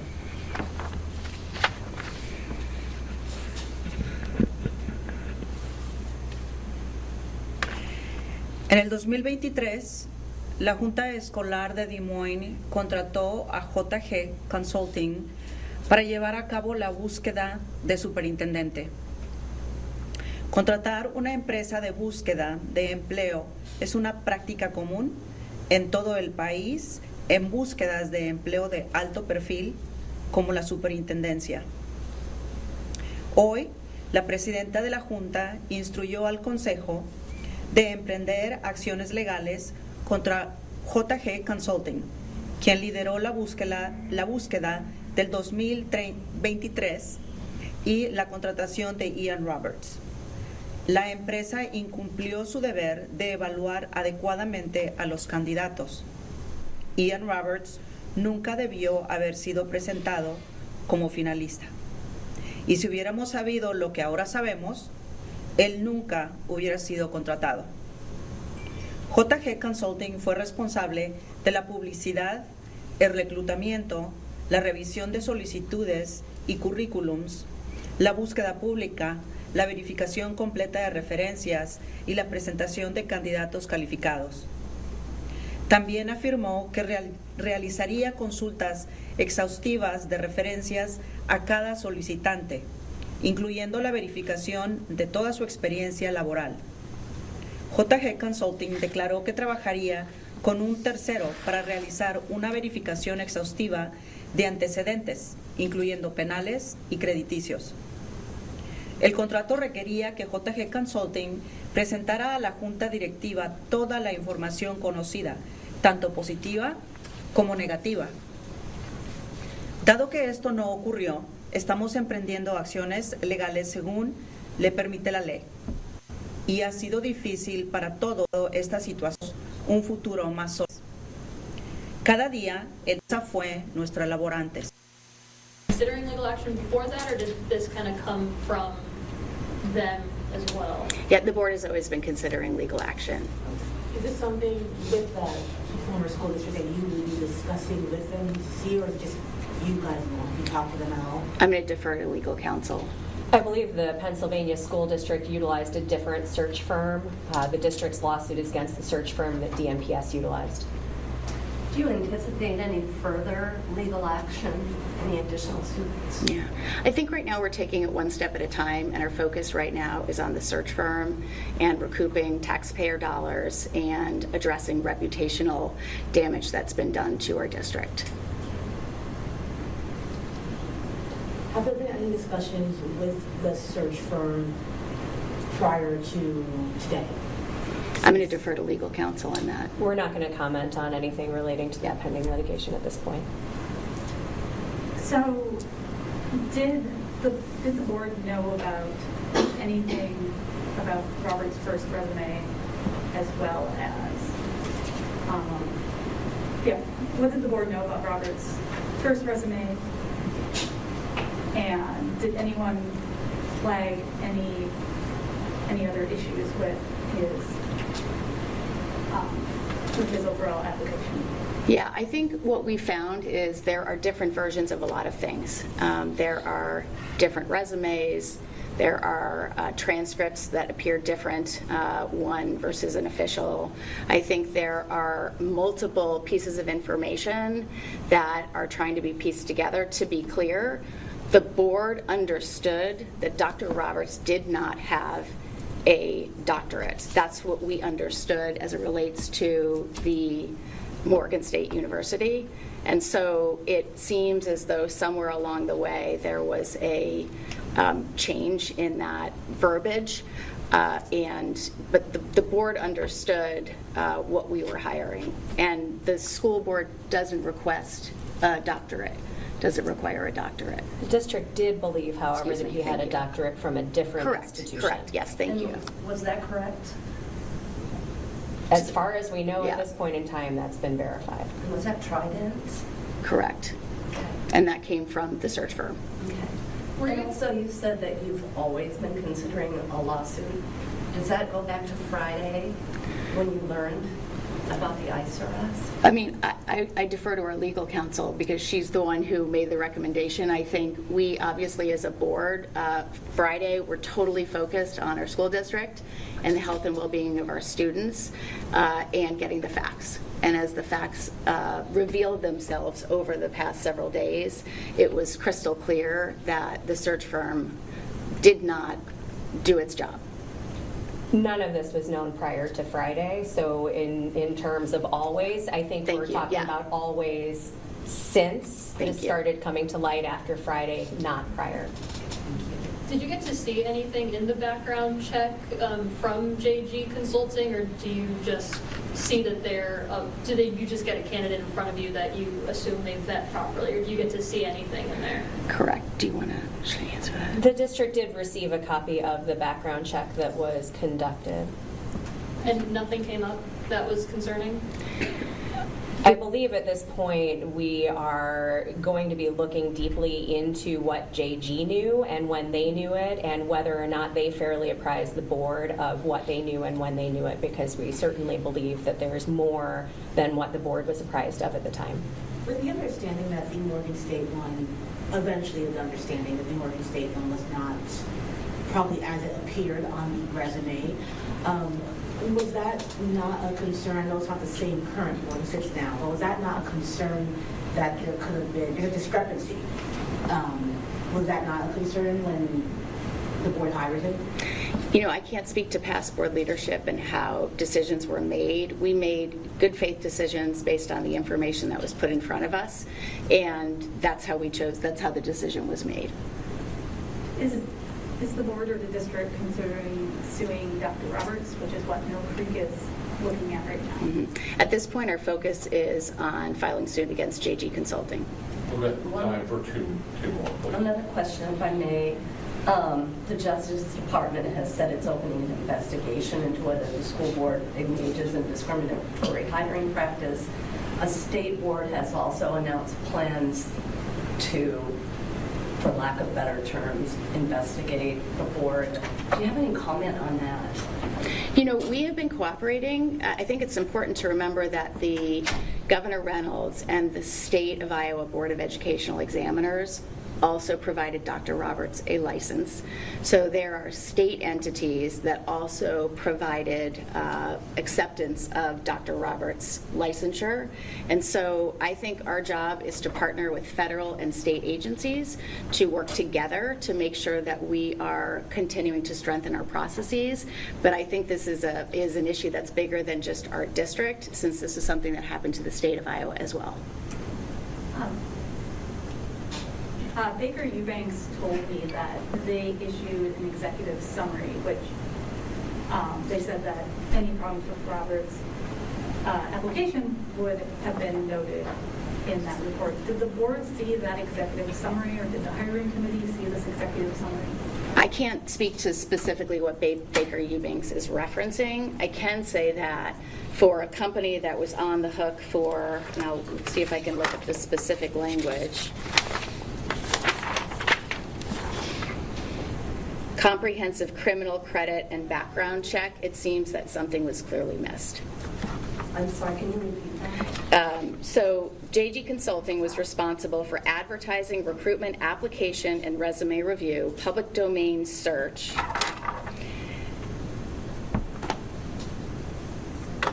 complete reference checks, and a presentation of qualified candidates. It also said it would conduct comprehensive reference calls on each applicant to include the verification of all related employment experiences. JG Consulting stated it would work with a third party, in this case Baker Eubanks, to complete a comprehensive criminal, credit, and background check. And then your follow-up comment to that about something you really missed. Well, clearly they missed things of a negative nature because things are being identified now online in hours. Thank you, everybody. And you said and hours. And I think it's clear that people are identifying and finding information online in a matter of hours. And so it is probably something that they should have caught. And that was our expectation. Thank you. Great, thank you.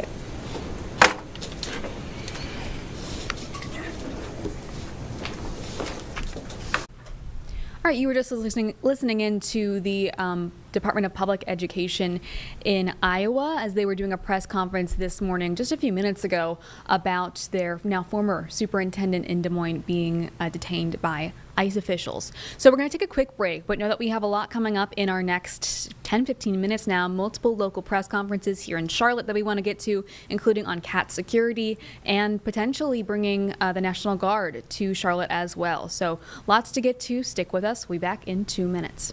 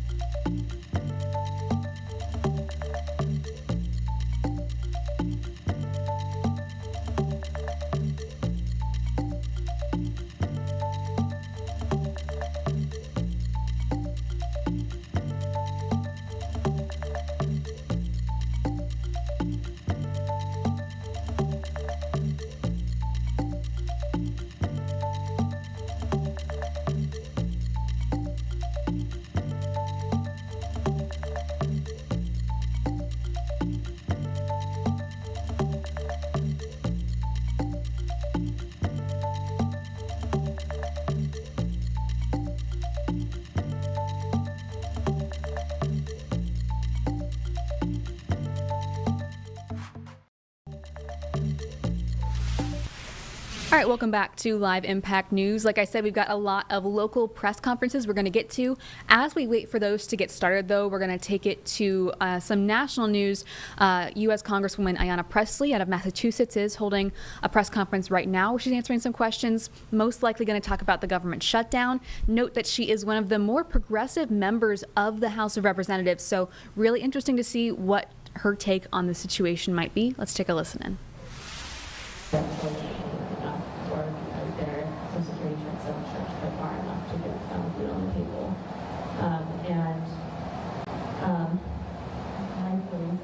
Morale is low.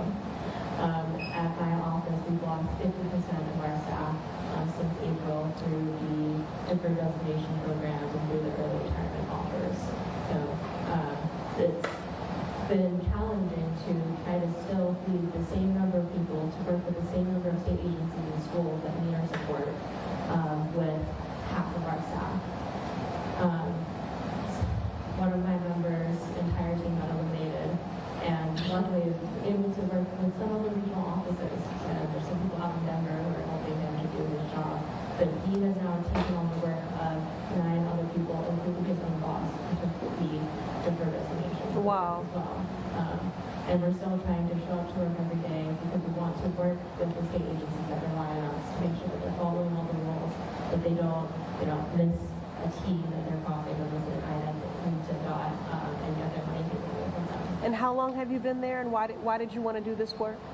So I've been at the Food and Nutrition Service for 5 years. I wanted to do this work because I want to help the communities. I took an oath, along with all other federal workers, took an oath to serve the American people, and I want to serve and work for the American people. I want to make sure that people have enough food to eat, that they don't have to worry about how they're going to feed their kids, how they're going to feed their family members. Other family members are also a lot of them too. I want to make, when I was in college, I had to deliver more meals to seniors. And at the FNS, we also have a food package program that is similar to, but not exactly the same as Meals on Wheels. And this program delivers food packages of American-grown fresh produce directly to seniors. And we also work with food banks to make sure that if the senior needs to go to food banks, that they have enough produce to offer to these people. And I was just drawn to making sure that everybody across the entire list can food access. I mean, that shouldn't be a radical mission. Everybody deserves enough food, as somebody was saying. Everyone deserves food, deserves housing, deserves. All right, you've been listening into a Congresswoman Ayanna Pressley town hall. We're having a little bit of trouble with the audio there, so we're going to switch to something else, but do want to make you aware of the other things we have going on. Soon, the mayor's supposed to be speaking about the Charlotte Fraternal Order of Police, calling for the National Guard to be brought to Charlotte in light of some of those recent criminal cases. Also happening soon, GOP leaders expected to talk about the federal government shutdown. So we have a lot going on, both locally and nationally, but while we wait for those press conferences to get started, we're going to listen into this interview with the Iredell County Sheriff. This is Pink Badge Day, I believe, for breast cancer awareness. So let's take a listen into this interview. Okay, Caitlin, K-A-T-E-L-Y-N-N, Smith, S-M-I-T-H, Deputy Sheriff with Iredell County Sheriff's Office. Talk a little bit about, obviously I'm here, it's Breast Cancer Awareness Month here in October. I noticed your pink badge. Talk a little bit more about the significance of that and how that all came about. Okay, the pink badges started 10 years ago under Sheriff Campbell. He allowed anyone with badges within the Iredell County Sheriff's Office to be able to purchase the pink badge with their own money and I'm going to sit in the chair, sorry, so you're not looking up at me. Okay. Yeah. So. Do I need to start over? You can just start, just start anew if you don't mind. Okay. You're good. You can Okay. look at me. So the pink badges started 10 years ago under Sheriff Campbell. It allowed anybody with badges that work within the Iredell County Sheriff's Office to purchase a pink badge and honor, support, or to remember those that have fought breast cancer. With a purchase of the pink badge, a percentage goes to help awareness with the Susan B. Komen research. With my purchase this year, I bought it in remembrance of my grandfather in honor of my grandfather who had breast cancer, and he did fight the good fight, and he's still with us. And then my aunt who did fight breast cancer twice. Unfortunately, the second round in 2017, she passed away. And obviously you're purchasing them, but obviously that proceeds goes to, what did you say again, Susan? It goes to Susan B. Coleman's research for breast cancer. And what inspired, you said this has been going on for 10 years, what inspired it to do you know what inspired it to? You know, specifically, I do not know what inspired Sheriff Campbell to start it. Sure. I do know that my favorite thing about Iredell County Sheriff Office is the involvement we have with the community to protect, to teach, and to raise awareness. So it was a great way for the community to come together, support those that have fought or are still fighting breast cancer, and it just helps to show that the Iredell County Sheriff's Office is here to support them.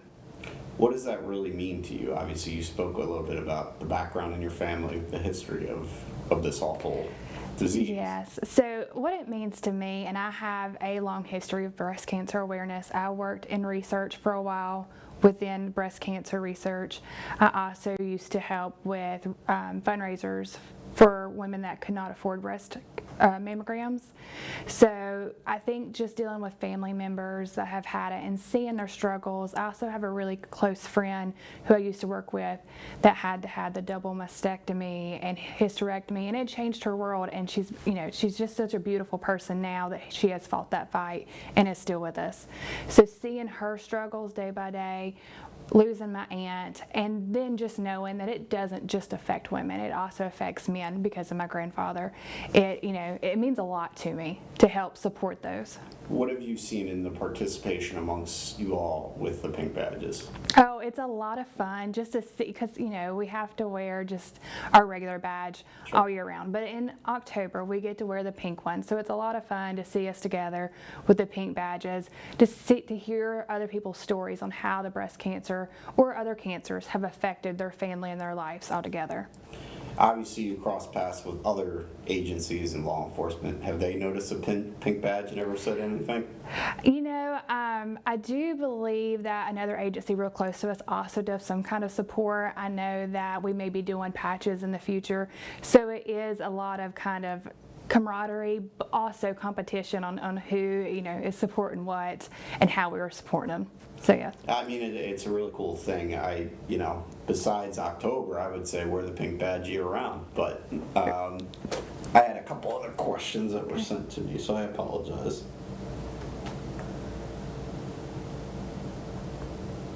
It might have been what I already hit on, but is there anything else you'd like to share, obviously, about breast cancer awareness? And you already kind of mentioned some of the things you've done and continue to do, and how people can participate or contribute in this community. Yes, definitely. While we're in this month of breast cancer awareness in October, a couple important things that the community should know is early detection is key to breast cancer. So making sure that you're doing self-breast exams and that you're getting your annual mammogram is very important. My aunt, when she was first diagnosed, was 44. So, you're not looking at people over the age of 50 anymore. I've had classmates that were diagnosed in their late 20s and early 30s. So everyone should be doing self-breast exams, going to get their mammograms whenever it's appropriate. And if it's not affordable, there are ways to make it affordable through different organizations. And you've been in the Sheriff's Department for how long now? I'll be here a year in November. Okay. And prior to that, I was in medical for 10 years. So that's how I've kind of gotten my, yes. And I was going to say, what have you noticed? Obviously, I kind of already asked this question before, but what have you noticed in terms of participation amongst your fellow officers with the pink badge? So again, it's only been a year. However, I do know that everyone gets on as soon as they hear about the pink badges. Everyone's willing to support it. Again, like I said, they've had somebody they've known that has been affected by cancer. So I know several of us have already purchased ours for this year, and there's several more that can't wait till next year to go ahead and get their pink badges. Are there any other events, because you kind of mentioned it, any other events that you personally participant in during this month? You kind of hit on that a little bit, or the sheriff's office in general, for raising awareness or raising funds, obviously. I don't know that one. All right, we are breaking into that interview about pink badge awareness for breast cancer awareness to bring you this press conference from CATS. We're going to get right out there. They're talking about security. Don't want to miss anything, so let's take a listen in.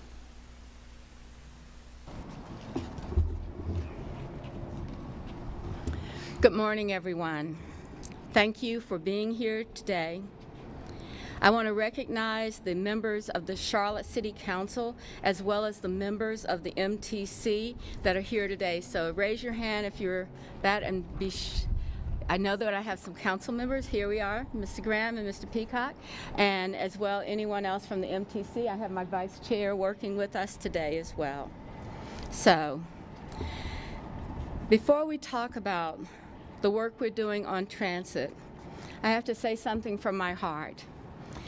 Many of you know that I have been in this situation before, and having to have this loss of my arena, it's been a terrible time for all of us. We know the violence was on our like rail, but we also know that our city is mourning this loss and will likely never forget it. No one in Charlotte should feel unsafe about getting to work, school, or home to their family. Safety has been and will continue to be our top priority. And we have been working with the White House, our federal officers and assistants, and all of this that we want to do. We definitely want to be sure that we are taking the right steps forward. We've expanded the jurisdiction of our transit security provider. Professional Police Services, PSS, known to most of us, so that they can patrol more of our transit facilities and adjacent areas. The Charlotte Transit Center, Rail Trail, among others, are all now included. CATS has been able to add additional patrol units, including bike teams and urban terrain vehicles. These are not things that we're promised. These are the things that we are doing. These steps are in motion. Our city departments, CATS leadership, and federal and state partners are sitting at the same table, sharing information and coordinating and collaborating each step of the way. Safety is taken care if all of us work together. And I want to be clear that I hear often from our neighbors, our residents, the people that live in this great city who just want to feel safe.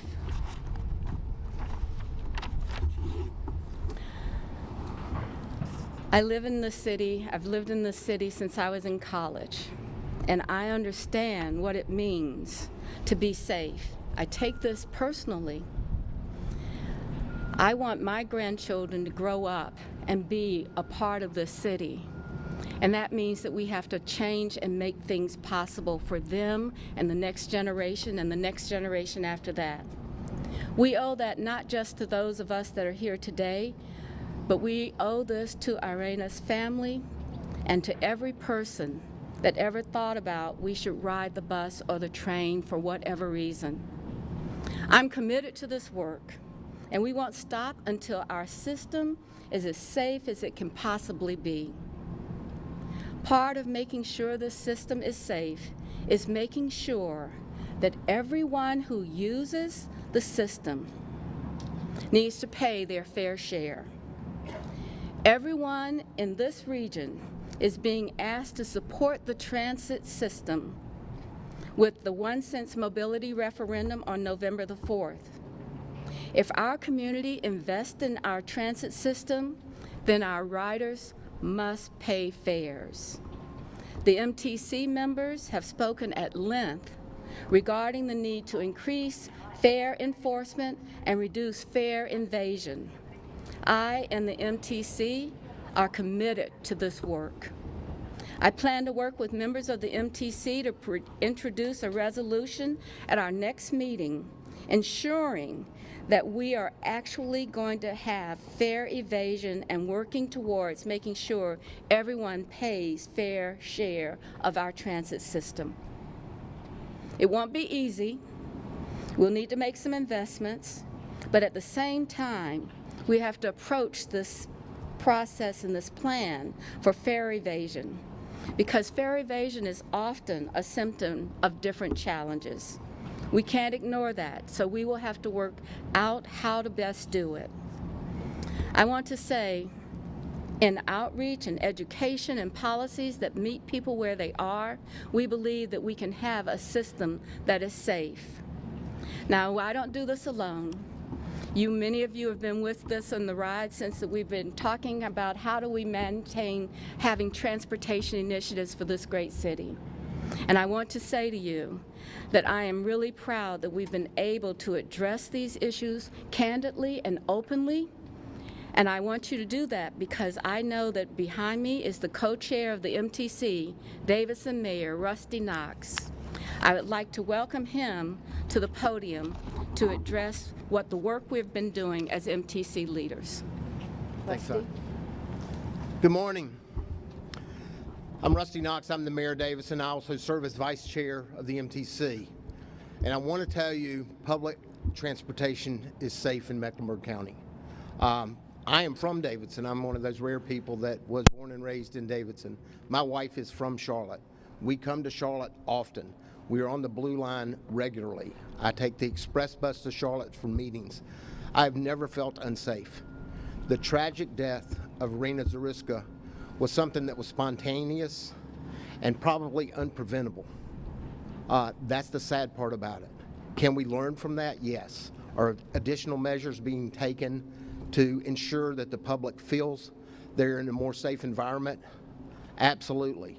But I just want everybody to know that the MTC is going to do everything in our power with the resources that we are providing to both PPS and to CMPD to ensure that safety is priority one for anyone that chooses to use public transportation, but also anyone that has to navigate the city.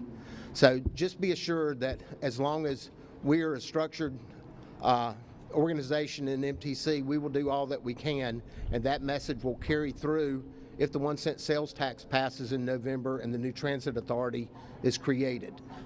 Safety has to be paramount. It has to be the most important thing besides just making sure that the trains run on a 10-minute cycle and the buses run on a 15-minute cycle. Those are just givens. I think with the new initiatives that you're going to see, we're going to be in a better place. But I will promise you, the one thing that Mayor Lyles alluded to was fare evasion. That's one thing that we've got to solve, and I think taking those measures will be first and foremost at our next MTC meeting coming up this month. So with that, I'm going to defer to City Manager Marcus Jones at this time. Again, thank you for being here. Thank you for the interest, and know that you can reach out to myself and the other board members if you have any further questions. Thank you. So thank you, Mayor and Mayor. I'm Marcus Jones, City Manager of Charlotte, and I wanted to start off by just saying how important public safety is to our city. It's what we do. The City Council has spent the better part of the last year and a half having discussions around public safety, and what's very clear is that while there are many things that we can do, there's more that has to be done. We have multiple city departments and multiple agencies that play a role in safety. But in terms of the City of Charlotte, about 40% of our general fund budget is solely for police. So that's 40% of our general fund budget supports police. When you add fire to it, it's about 60% of our general fund budget. Over the past several years, we have made tremendous investments in public safety, and we would go back to even 2019. What I do is I have opportunities with our public safety pay plan committee, which is made up of police and fire, and we talk about what's important for attracting great people in public safety as well as retaining them. So since 2019, we have increased the starting salary for police by 34%, and the top out salary by 41%. What we had to do is undo a bunch of things that happened during the Great Recession, where it took longer for police officers and firefighters to top out. So we were able to have, through different policies and initiatives, have police officers top out earlier, which is very significant for CMPD. But we also did things around second and third shift where we provided more funding. We added more recruit classes, and we're seeing retention trend in the right direction, and we're seeing vacancies trend in the right direction also. But also we've taken some steps to make sure that those jobs and positions that police officers were handling, for instance, like a captain who was overseeing the 911 center, how could we change those to civilians? And we were able to take vacant positions, change those to civilian positions so that we can have more officers patrolling the streets. You may have seen the 16 civilian crash investigators that we have, again, freeing up hours for police officers to patrol. The same thing with 40 sworn vacant positions that we've converted into civilian positions. We will continue to work with our partners. During the past several months, we worked with community leaders, we worked with the business community with a focus on a comprehensive plan as it relates to public safety. More will come in the next week or two, but I want you to know that we've focused on various areas in our city, starting with the uptown, but not limited to the uptown. We have additional resources in our central division. We have targeted patrols, and we have targeted response for intervention and outreach. We're working more to make sure that we can keep our community safe. Now, Brent is going to talk about transit and some of the safety measures there, but I want to assure you that we're not limiting it just to transit. How can we make sure that our entire community feels safe and we have the resources to make sure that we can back that up? So I'll turn it over to Brent. Good morning, everyone. I'm Brent Cagle, Interim CEO of CATS. Thank you, everyone, for coming out today. I'll keep my comments brief so that we can move over to questions. I think today, this is what we're talking about, visual presence. You see PPS officers here. You also see the equipment behind me that they are deploying. It really is a visual way to show our commitment to safety and security throughout transit. The partnership with PSS is growing and evolving as we work together to ensure the safety of our operators, our customers, and as we work to reduce or eliminate fare evasion throughout the system. All of these are top priorities, and CATS with PPS and in partnership with CMPD, we're ready to implement and execute on these plans. PPS continues to increase staffing with personnel now at approximately 200 staff hired and available, including over 40 armed personnel that are part of the PPS contract. All of these personnel are backed up and supported by 24 FTE or 966 hours per week of off-duty Charlotte-Mecklenburg Police Department officers. I think it's also important to note that all of the personnel receive extensive training, including unarmed personnel, before they go out to serve the community and transit. And all of the unarmed personnel are fully supported by armed personnel with PPS and by CMPD. Adding the bike unit and UTVs really makes PPS and CATS more mobile and capable to protect our system going forward. All right, Nick, we will open it up to questions. If you could tell us who you are, what outlet you're with, and we'll try to get through as many of these as we can before the pilot driver turns back on. Andy Weber with Queen City News. And who you're directing the question to? Sure, Mr. Cagle. There was talk in the auditor's report there being around 40 some odd armed officers.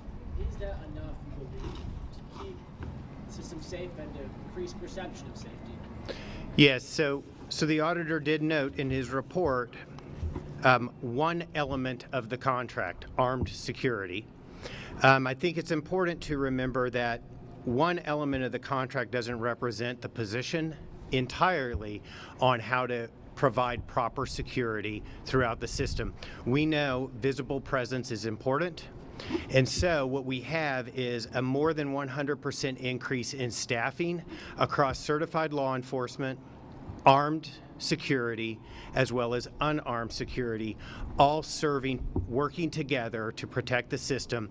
And all of that is backed up in conjunction with CMPD and our partnerships with law enforcement. And so, yes, we do believe that this is a solid strategy.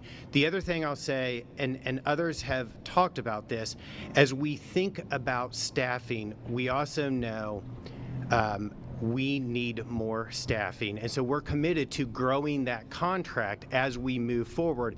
But when we entered into the agreement, the partnership with PPS, it was about creating that right mix to create better visible presence and a stronger security position across the entire system. Mayor Miles, Hunter Signs here with Channel 9. I have a question for you in regards to the Fraternal Order of Police have requested that the National Guard now come to Charlotte after all of this and recent violent crime. Do you believe the National Guard should come to Charlotte? I believe in Charlotte first and foremost, Hunter. I believe that we have the ability in this community, the number of people that are engaged now to make this a safer city is from every part of our community. It's from the business community, it's from our educational works and all of that. So what I believe is that given the time that we have to work with the White House and the other federal offices, that we will not need the Guard to come to Charlotte. Mr. Cagle, David Hodges, WBTV. To the point that the auditor was making about the amount of armed security professionals and train cabs, could we see an armed security officer on every single CATS light rail cab moving forward after this? Yeah, as I've said before, we don't believe that that is feasible. We also don't believe it creates a force that can stay mobile to respond throughout the system.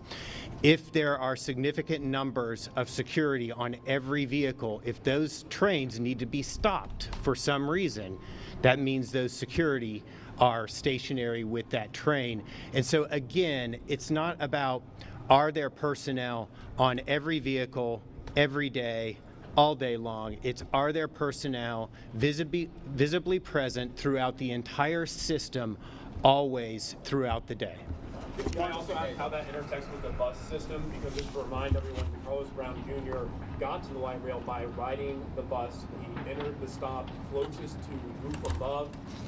There are assaults our viewers have seen on buses frequently.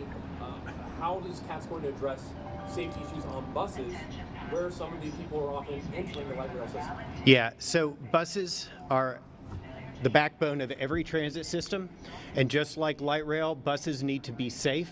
Passengers need to feel safe when they're riding buses. And so again, these measures aren't just about the blue line or the rail, it's about buses as well. And again, I'll reiterate, everyone needs to have a ticket. Fare evasion, we will be focusing on reducing or eliminating fare evasion as we move forward, and that is across the entire system, whether it's buses, rail, all of our modes. Marcus, Hunter again with Channel 9. I have two quick questions for you. We talked about hiring off-duty police officers to help in this effort.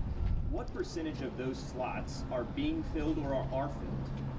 So I believe that we have about 800 hours of off-duty police officers. I love the way you framed it, because that means we're not taking anybody that's actively patrolling off the street for this purpose. And my understanding is that all of those slots have been subscribed. Yeah. Yes. Yes.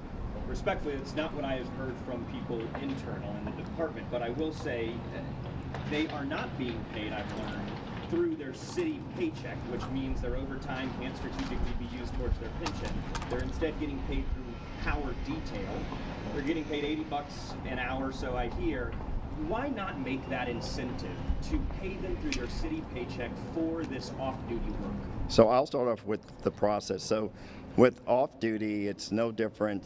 The CATS is no different than any other entity.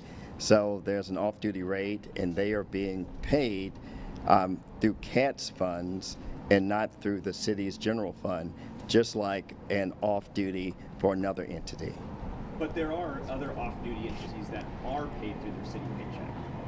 Well, I'm not sure how this is structured with this that's different than what else we do.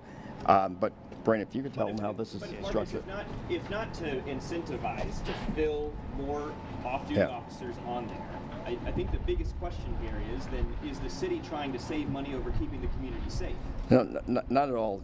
Again, my understanding is that this has been subscribed to, maybe even oversubscribed, but let's just say that I have not heard up to this point that there has been an issue with the off-duty officers filling the slots that CATS has made available. Brent Cagle, Brett Jensen, WBT Radio. In terms of making sure that everyone has a ticket to get on the light rail or whatever, the people that you're going to have there checking the tickets on the light rail itself, are they going to be women? Are they going to be men? Are they going to be able to defend themselves to prevent someone getting on who really wants to get on, like DeCarlos Brown? How will that happen? Because if there's someone that can't handle themselves, we'll be back here in 2 years from now talking about how someone was assaulted trying to prevent someone from getting on while trying to check tickets. So they will all be trained security. That's where we are now. We will be looking at, and we've said this publicly, many transit agencies have transitioned fare inspection or ticket checkers over to non-security, and we do intend to evaluate that and possibly execute that. They are then trained for how to de-escalate and how to handle those situations, but they are not there to provide a security function. They are there to be supported by security as they're conducting their activities. So how would they prevent someone from actually getting on if they wanted to get on? And the person They're not there to prevent someone from getting on. They're there to identify someone who hasn't paid, and if that person refuses, security is there to remove them from the system. Are you guys thinking about adding turnstiles to the Casper light rail? That has come up frequently for the Blue Line. The Blue Line was constructed originally as an open system versus a closed system. Closed systems have turnstiles, open systems do not. It is not something that we have looked at, but certainly it's something that we'll continue to have conversations about with the MTC or ultimately the Transit Authority if this referendum passes on November 4th. Can we pose the same question to Mayor Lyles and Mayor Knox, since y'all will be dealing with a lot of the policy? Is considering turnstiles, barriers to limit physical access something that y'all would consider for limiting variability? Well, I think the issue also is providing safety for everyone that gets on is most important, but the one thing to look at when we're looking at the Blue Line, for example, is the frequency at which it runs. We're roughly on an 8 to 10 minute cycle right now on the Blue Line. The turnstiles potentially will slow that system down. If it slows it down in the event, and because of safety, I think that's a good thing. But you know, it's a convenience thing too for a lot of people to know that I can catch the Blue Line every 10 minutes and I can get to and from my job or to and from a doctor's appointment or whatever.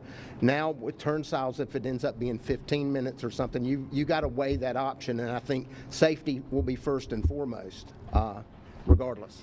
Yeah, with all due respect to Mayor Knox, they use turnstiles in New York City.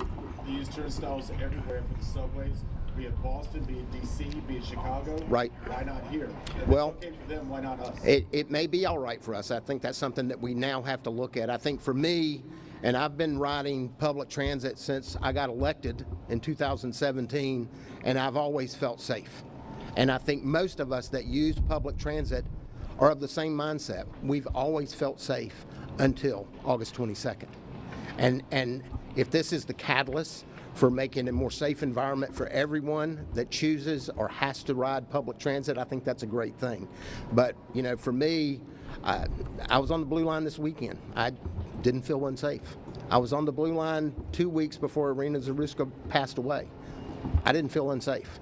So I think that's the most important thing is looking at what public transit is in Mecklenburg County and how historically it has been a safe method to get around our county.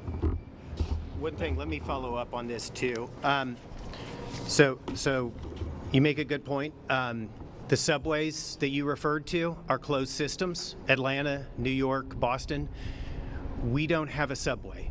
We have a light rail system, and the norm for light rail systems is just like ours. They're constructed as open system.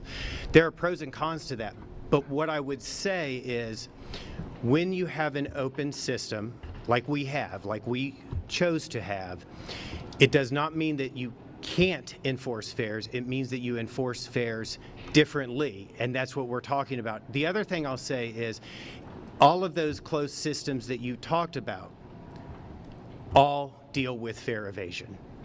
New York City, the MTA just recently did a study saying that they lose between $700 million and $1 billion a year in fare evasion.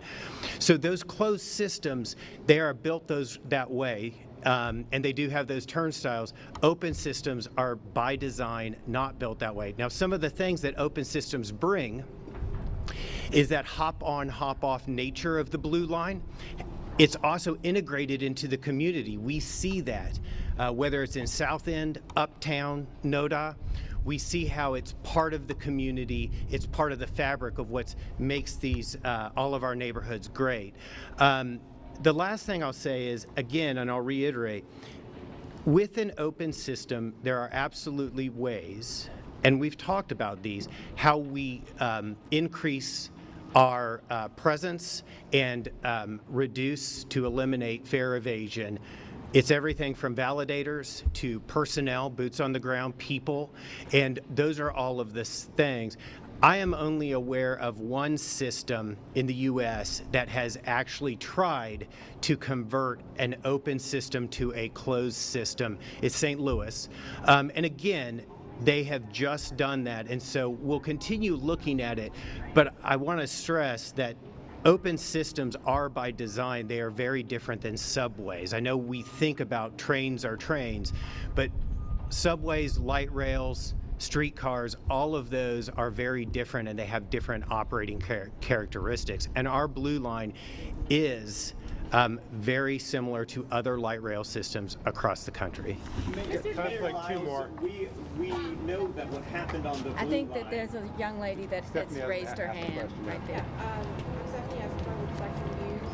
Mr. Cagle, can you explain how the UTVs and bikes will improve safety in bus and rail? And will these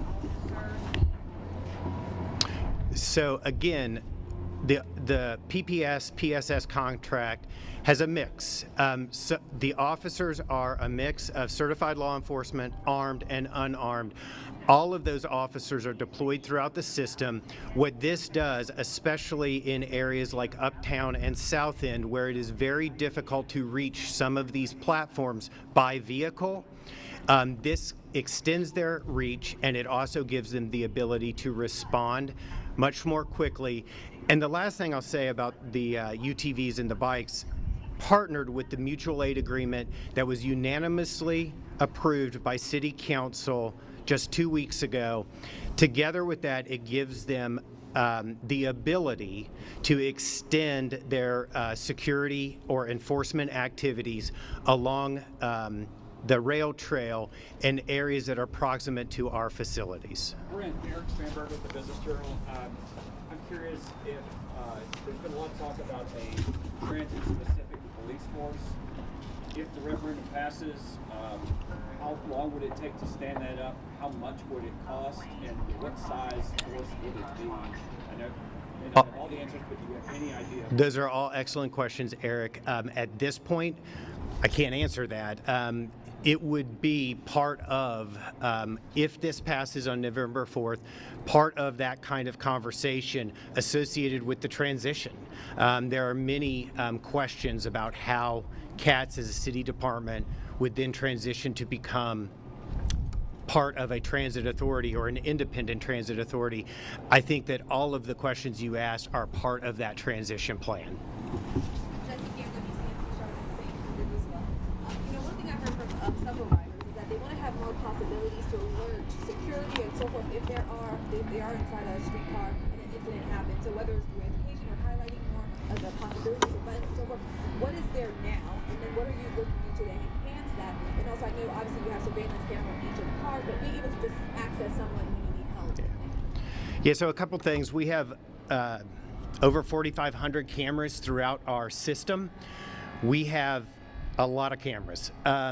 We are also looking at where those cameras need to be upgraded and where we have gaps and adding cameras.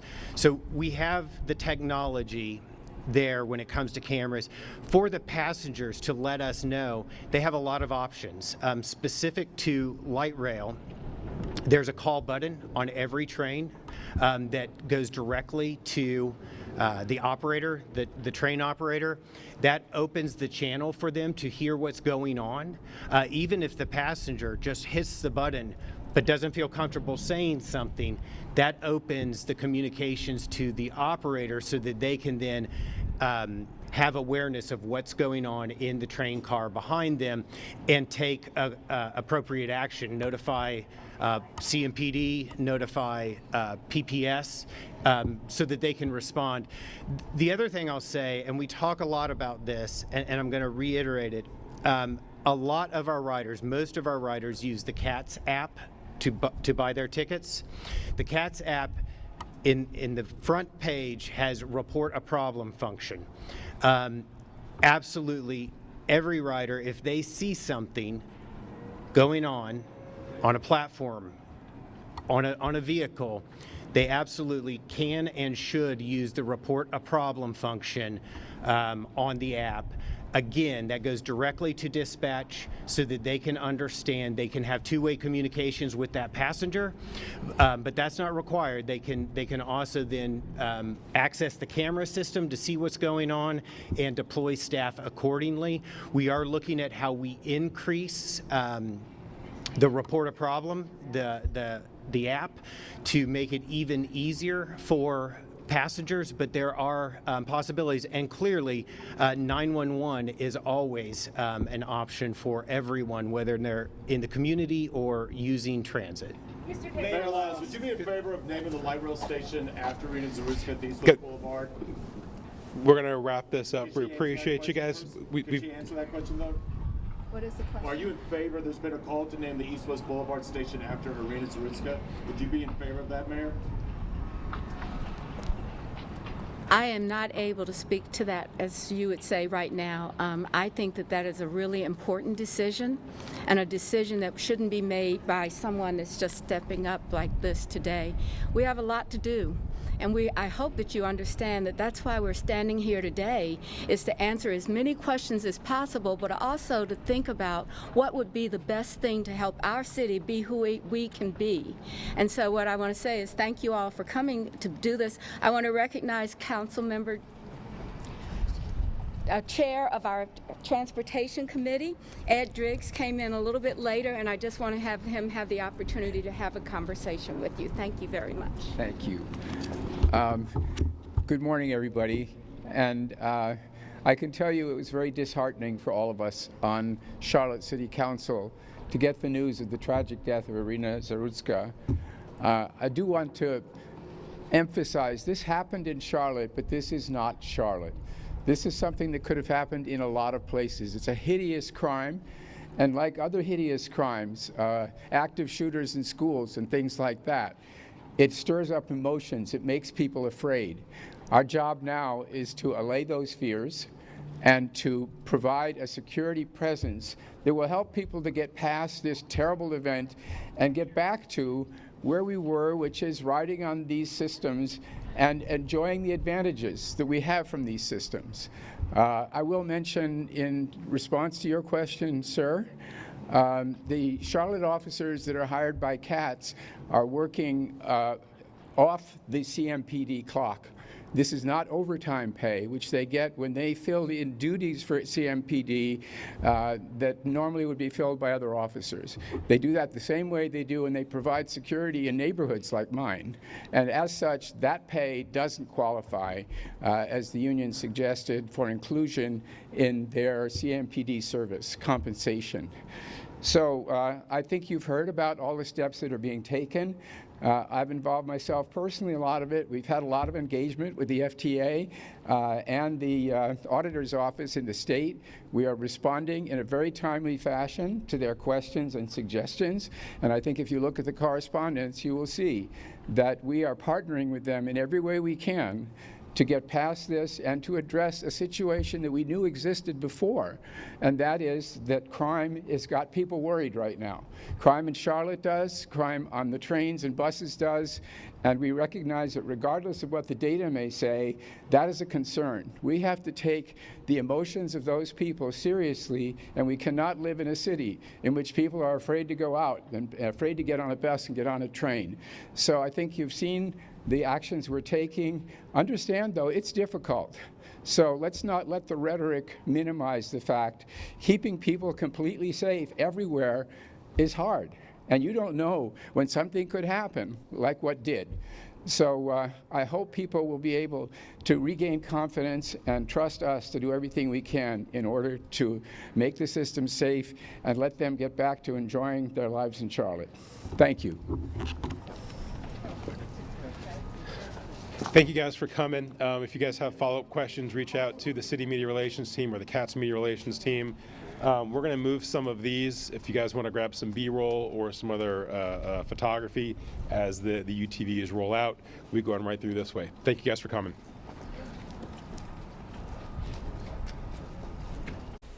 All right, you've been listening in for the last 30 minutes or so to Charlotte City leaders, including CATS, talking new security measures on our local transportation. We're going to go ahead and cut to our 11:30 p.m. or a.m. newscast, so let's take a listen in.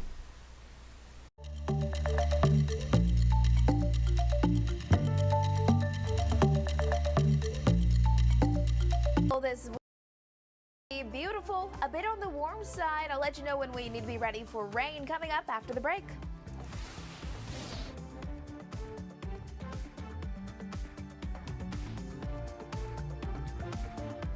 The WCNC Plus TV app, streaming 24/7. Local news from the team you trust. Track how the weather will impact your day. Breaking news, live from the scene. All the local news you need. WCNC Plus. Download on your TV and watch for free. What's under your home can get into your home. A sealed crawl space keeps out moisture, mold, and pests. Candy Foundation Specialist is your local